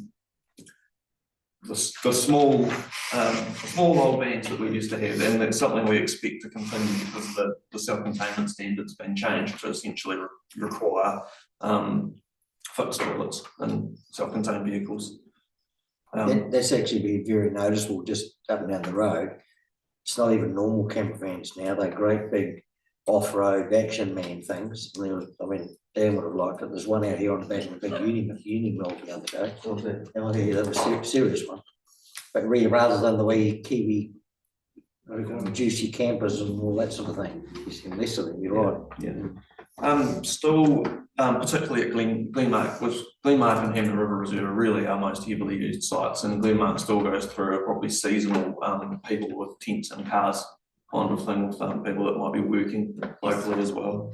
And one of the challenges is that in theory you only can do 2 nights within a 30-day period in that reserve, and with us not being there every night, seeing who's there, it's quite hard to keep on top of that. So if we're encountering people that we recognise several times in a short period, then we're having those conversations with them. But couldn't say that we're on every time picking up people who are doing more than their 2 nights. Just through you, Mr. Chair, we've got the cameras in, that will help with that, won't it?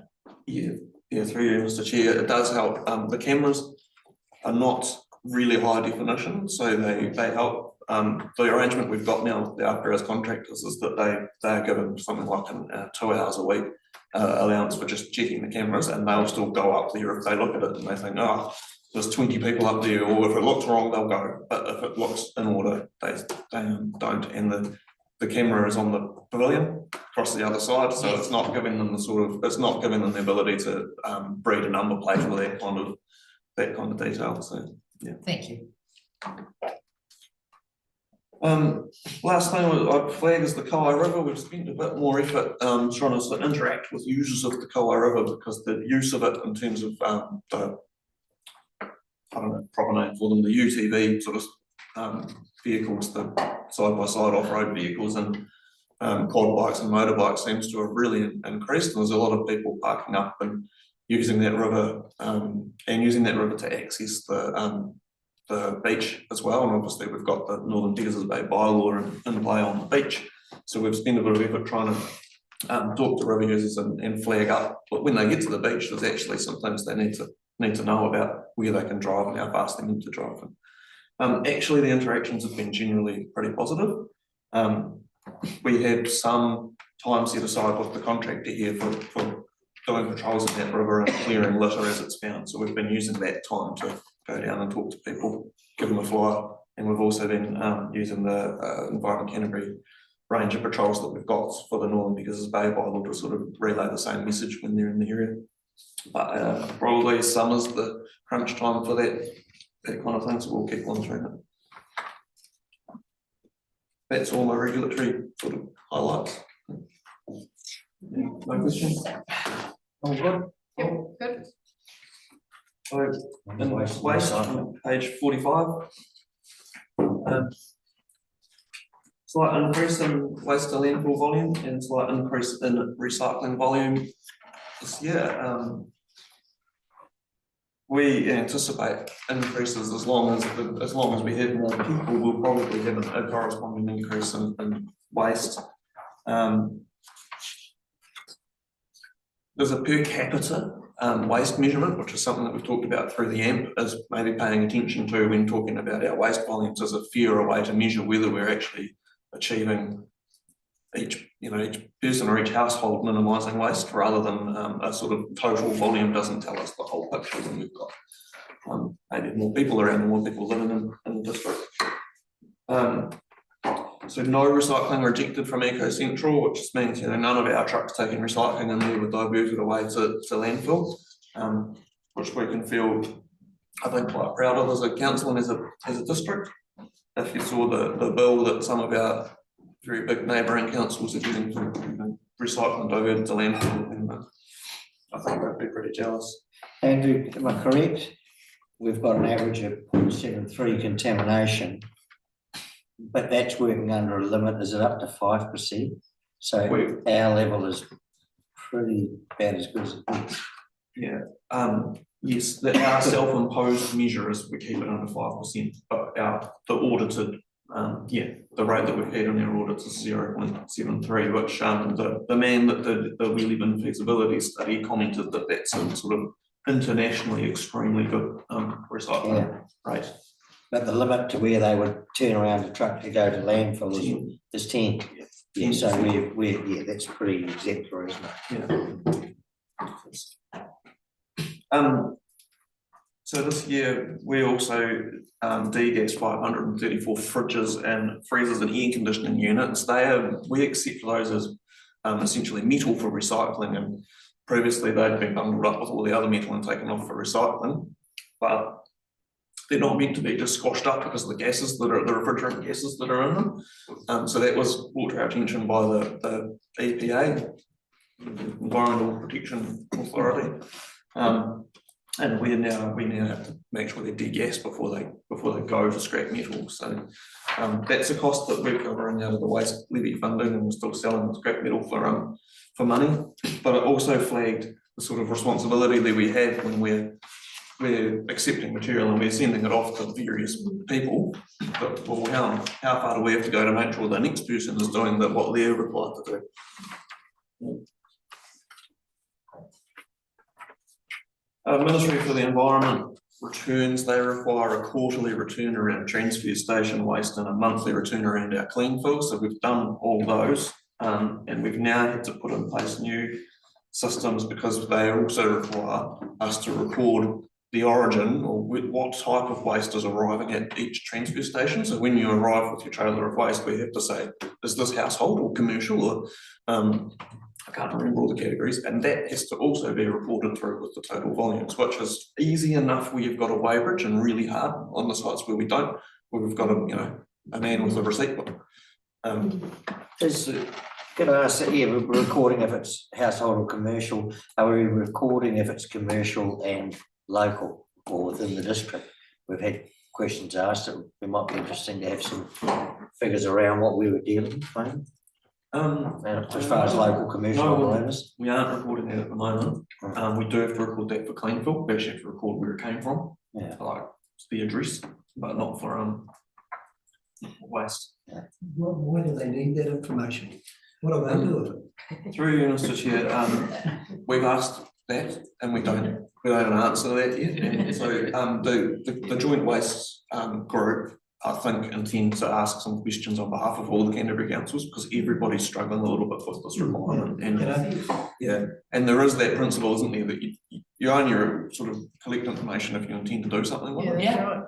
So we're following that up because it's difficult and everyone's having some sort of response in place. You had a committee today. Yeah. That survey. I've had a few people say to me, like, you can't even burn your rose clippings if you're under 2 hectares. So, they said it's getting ridiculous. This is an ECAN bylaw, so there's been one person prosecuted. For Burning rose clippings, sorry? for burning rose clippings. Burning is garden waste. You're not allowed to burn anything. You're not allowed to have a fire. So, they talk about carbon neutral and saving the planet, but they've got to cart. So we're going to have to cart rose clippings from Cheviot to Amberley to be mulched to send back to Cheviot. And through you, Mr. Chair, one of the implications of that is that with our mulching, we've got a reasonably, I'd say a reasonably strict set of acceptance criteria for green waste, which I don't know if it includes roses or not. And if we want to continue with, producing our own mulch and selling it, which is really well received, that's what we need to have, because we can't have all this stuff in there that won't mulch or will poison people's gardens. So that's probably a discussion that we'll have during the next year or so. It's like, well, do we have to expand the green waste collection criteria or the service as a result of things like not being able to burn it or wanting to deal with some green waste dumps that we're aware of that probably shouldn't exist? And if we do, are we prepared to lose the mulch? But probably a discussion for another day. Yeah. Andrew, can I ask around the feasibility study and that we did and the reports came to council around when we have to pick up, was it glass and something else? What's the time frame? Where's that one at? What's happening on that track? Yeah, Mr. Chair, so the glass is the glass is a done deal in terms of regulation and we have to pick it up by 2027 and that's in the long-term plan budgets to have the service in place. But we budgeted for doing only what was mandatory. And the food scraps, the regulation hasn't been passed and it's again questions. The last update from the ministry, they provided a quote that the Minister of the Environment had from a speech where he said he realises there's uncertainty and people want certainty and they're working on it. So it's not regulation yet. We don't know. There was a sort of line of thought that the food collections may not go ahead, but we haven't had confirmation. So that takes pressure off the wheelie bin question or not? Mr. Chair, there's that initial feasibility study that we did. The costs were really high and so it wasn't pursued for the current long-term plan, but we do, I mean, there is still quite a lot of demand through like the resident satisfaction survey and things, there's obviously still a demand for it, so it's something we're still working on. And it's something through with the contract is due for renewal next year in July, so we're actually reasonably close to needing to go out for tender, and we're just working on whether we can put together a proposal to get basically to the options in front of us. So it hasn't gone away, we just didn't pursue it for this current year because of the costs of that feasibility study. Right. But remember that feasibility study has to be done in a really short time frame. So it only really looked at one reasonably blunt option, and there may be other options that are not that expensive. Okay, thank you. Yeah.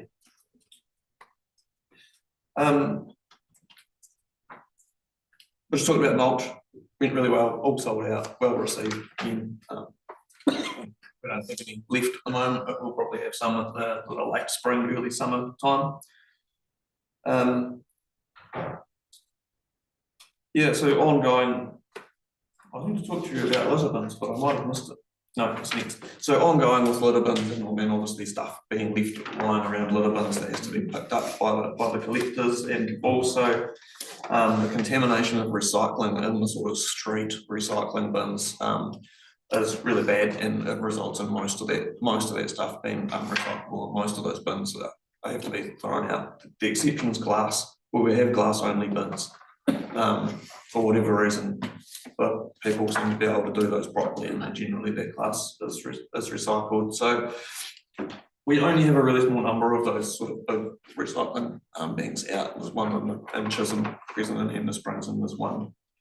The rest of them are actually outside transfer stations. I think the Waikari one moved or Yeah, gone. we don't have one, there's one in Colborne, isn't it?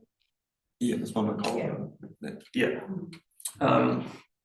And I think if we keep getting results like that, and then we need to discuss whether they're viable things to have out there or not. And litter bins in general, so with the bigger bins that we're getting through the long-term plan budgets, the bigger bins are able to replace multiple of the smaller bins, and we've also looked carefully at the placement of them, and we've reduced the numbers out in the field from 189 to 149 bins, which has resulted in a decrease in the amount the contractor charges for emptying the bins, because there's fewer out there and they pass that on. So we've made a saving. We're not really having any trouble with the big bins overflowing. We haven't had we've had a couple, but not many complaints about the loss of bins, and so that seems to be working quite well. And then the education and awareness part of waste is something that is seen as really important, and it's committed to through the waste plan. And so our strategy has been to try and get across the board as much as possible. So we've done work. Last year we visited 56 businesses, and the sort of the way that works is someone goes into the business and talks to them about what they do and what waste they produce, what are they having problems getting rid of any particular kind of waste, and we'll share with them if we're aware of an avenue for a waste stream that they've got, then we'll talk to them about that. One of the things that we're quite conscious of is that council doesn't necessarily need to be involved in the disposal of all waste. If there's an avenue for someone to connect them to someone else and cut us out, that's often a good thing. So we're always looking for those opportunities where there's someone that can take waste from someone. And we also had that Tirewise scheme. That's probably an example of that. The Tirewise scheme came out where essentially when you buy a new tyre, you pay a levy on the new tyre, and you are able to return an old tyre to a tyre retailer or someone who's part of that Tirewise scheme. We didn't join the scheme. The scheme would enable us to claim some money back for some tyres, but it would also require us to take all tyres for nothing. And we didn't join it, but we did speak to all the garages and all the other people selling tyres in the district to make sure they were aware of it. And they all work because they've been visited by the Tirewise people and signed up to it. So it's probably an example of where it's actually best if people are returning their tyres to their tyre people rather than running them through our transfer station. And you can still see it's a problem when you see at Amberley and we've had tractor tyres dropped out just out the snow yard drive, Yeah. on the side of the road, people do it, Yeah.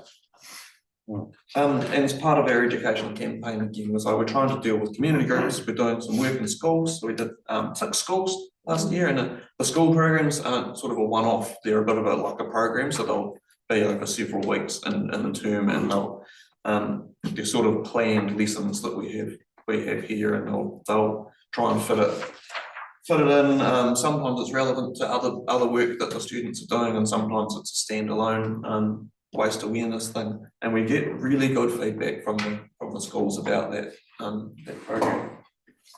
And the other thing I wanted to highlight was the Amberley Repair Cafe, which was the first one that we've done, and that was a collaboration with Molly's Place. So actually they have a lot of the volunteers, and they organised volunteers, and we sort of provided the hall and sent the waste education. Obviously did a lot of the work with them, comms.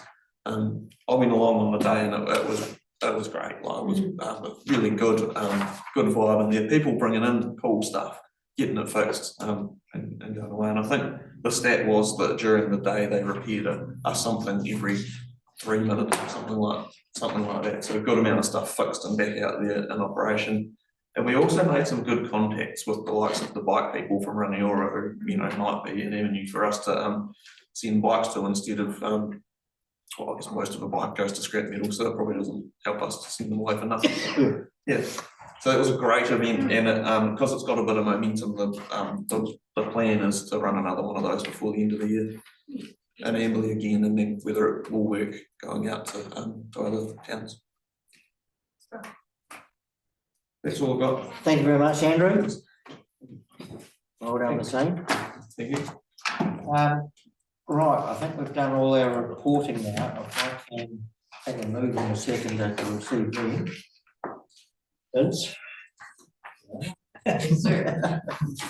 And the last item that we've got, second last, we've got action sheet. We'll do action sheet first, or are we going to do no, we'll do the action sheet now, and then we'll go to the public excluded. So action sheet on page 72.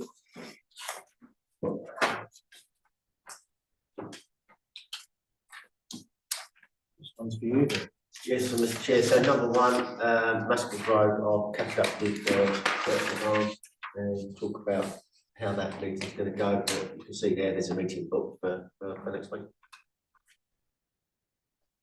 Number 2 is the cemetery bylaw, and we'll have a report for you in the next meeting.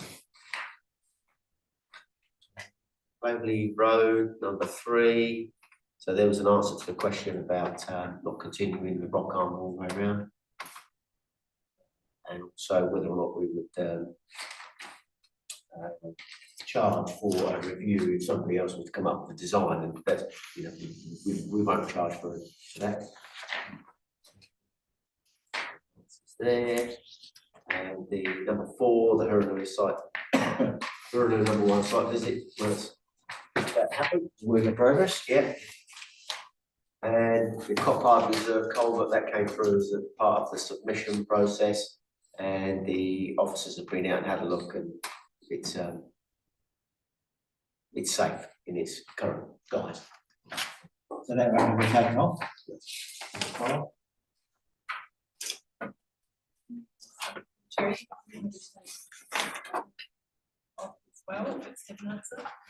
We're happy with that, please. Like Clay, we need to come off that. Clay, that was the question was around getting the report done by a engineer.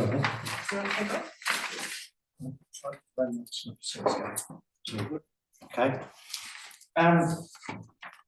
I'll just float an idea here around the action sheet, whether or not there's a few items, and I've got 3 in our area, the Balfour Road, Stanton Road, Eastern Reserve, that we're constantly asking just, is there an update, or where's that one? Just a simple where it's at. Is that something that we should tack on to to, an action sheet just to save us having to look for a spot on the minutes to be able to bring it up. Is that the right thing to do? What's the feeling about that? Is that not covered in the councillor only then CE sessions that, you know, you can raise those sort of issues? Well, we could do, yeah, that's what I'm saying, is that do we do that with the CE, or does that come under ops doing these things, or? It's just to sort of prompt an update, and there might be no update, but just to say, just to sort of keep things to mind. I'm open to our opinions, but I think it's probably dealt with in the other forum, where you can raise. I don't know. I mean, I'm happy at that. Yeah. It's just if it's coming up somewhere that, you know, instead of us having to ask, that it's just a wee prompt. Through you, Mr Chair, I think we've got a somewhere in place at the moment that we can raise them, and I would imagine that when there's some concrete action or something's happened, that report will automatically come back. So I think we've got two channels really. Yeah. Yes.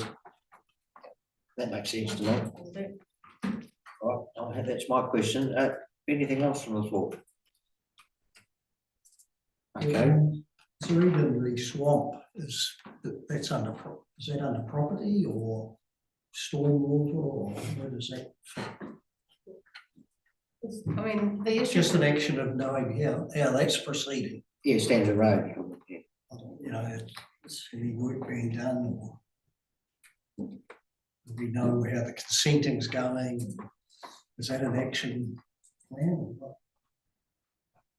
I mean, I guess if there is progress, that will come through with a formal paper to enable progress, but it feels to me as if we've got an opportunity to have those things that are we're all curious about, that we've got an opportunity on a monthly basis to raise those, to actually understand, but not in a deliberation or decision-making forum, because that will need to come with a paper that sits either here and be dealt with here in delegation or sent to council so I'm not sure what you're seeking, but it feels as if there is a system already in place. That's okay. I So, might be reading the tea leaves wrong. so Dan, the likes of Stanton No, I Road, agree would that with be you. something that you would bring back to us once the plan's in place, sort of thing? Yeah, it's just when people ask us, that's all what's happening. Yes, the Stanton Road's currently in training, we're trying to identify what are all the consent conditions that we're looking for. How are we actually going to use that now that we own it? Yeah, so that's all being worked through at the moment. But that's all part of the long-term plan, and you'll start to see as things start to happen, it will start to come through this operations report, because people will be working on it. Right. So did you have a comment, Fiona? Well, no, I just agreed with what Murray said, Okay. and I'm going to have to be an apology. I'm going to need to leave. You've got that, we're going to go into public extruded now, you don't need. If you're quick, you'll get me through, you've got 5 minutes. We've received the reports, haven't we? We've done that, so would you like to move us into public excluded? Yes, I'll do that, sir. Second, Dave.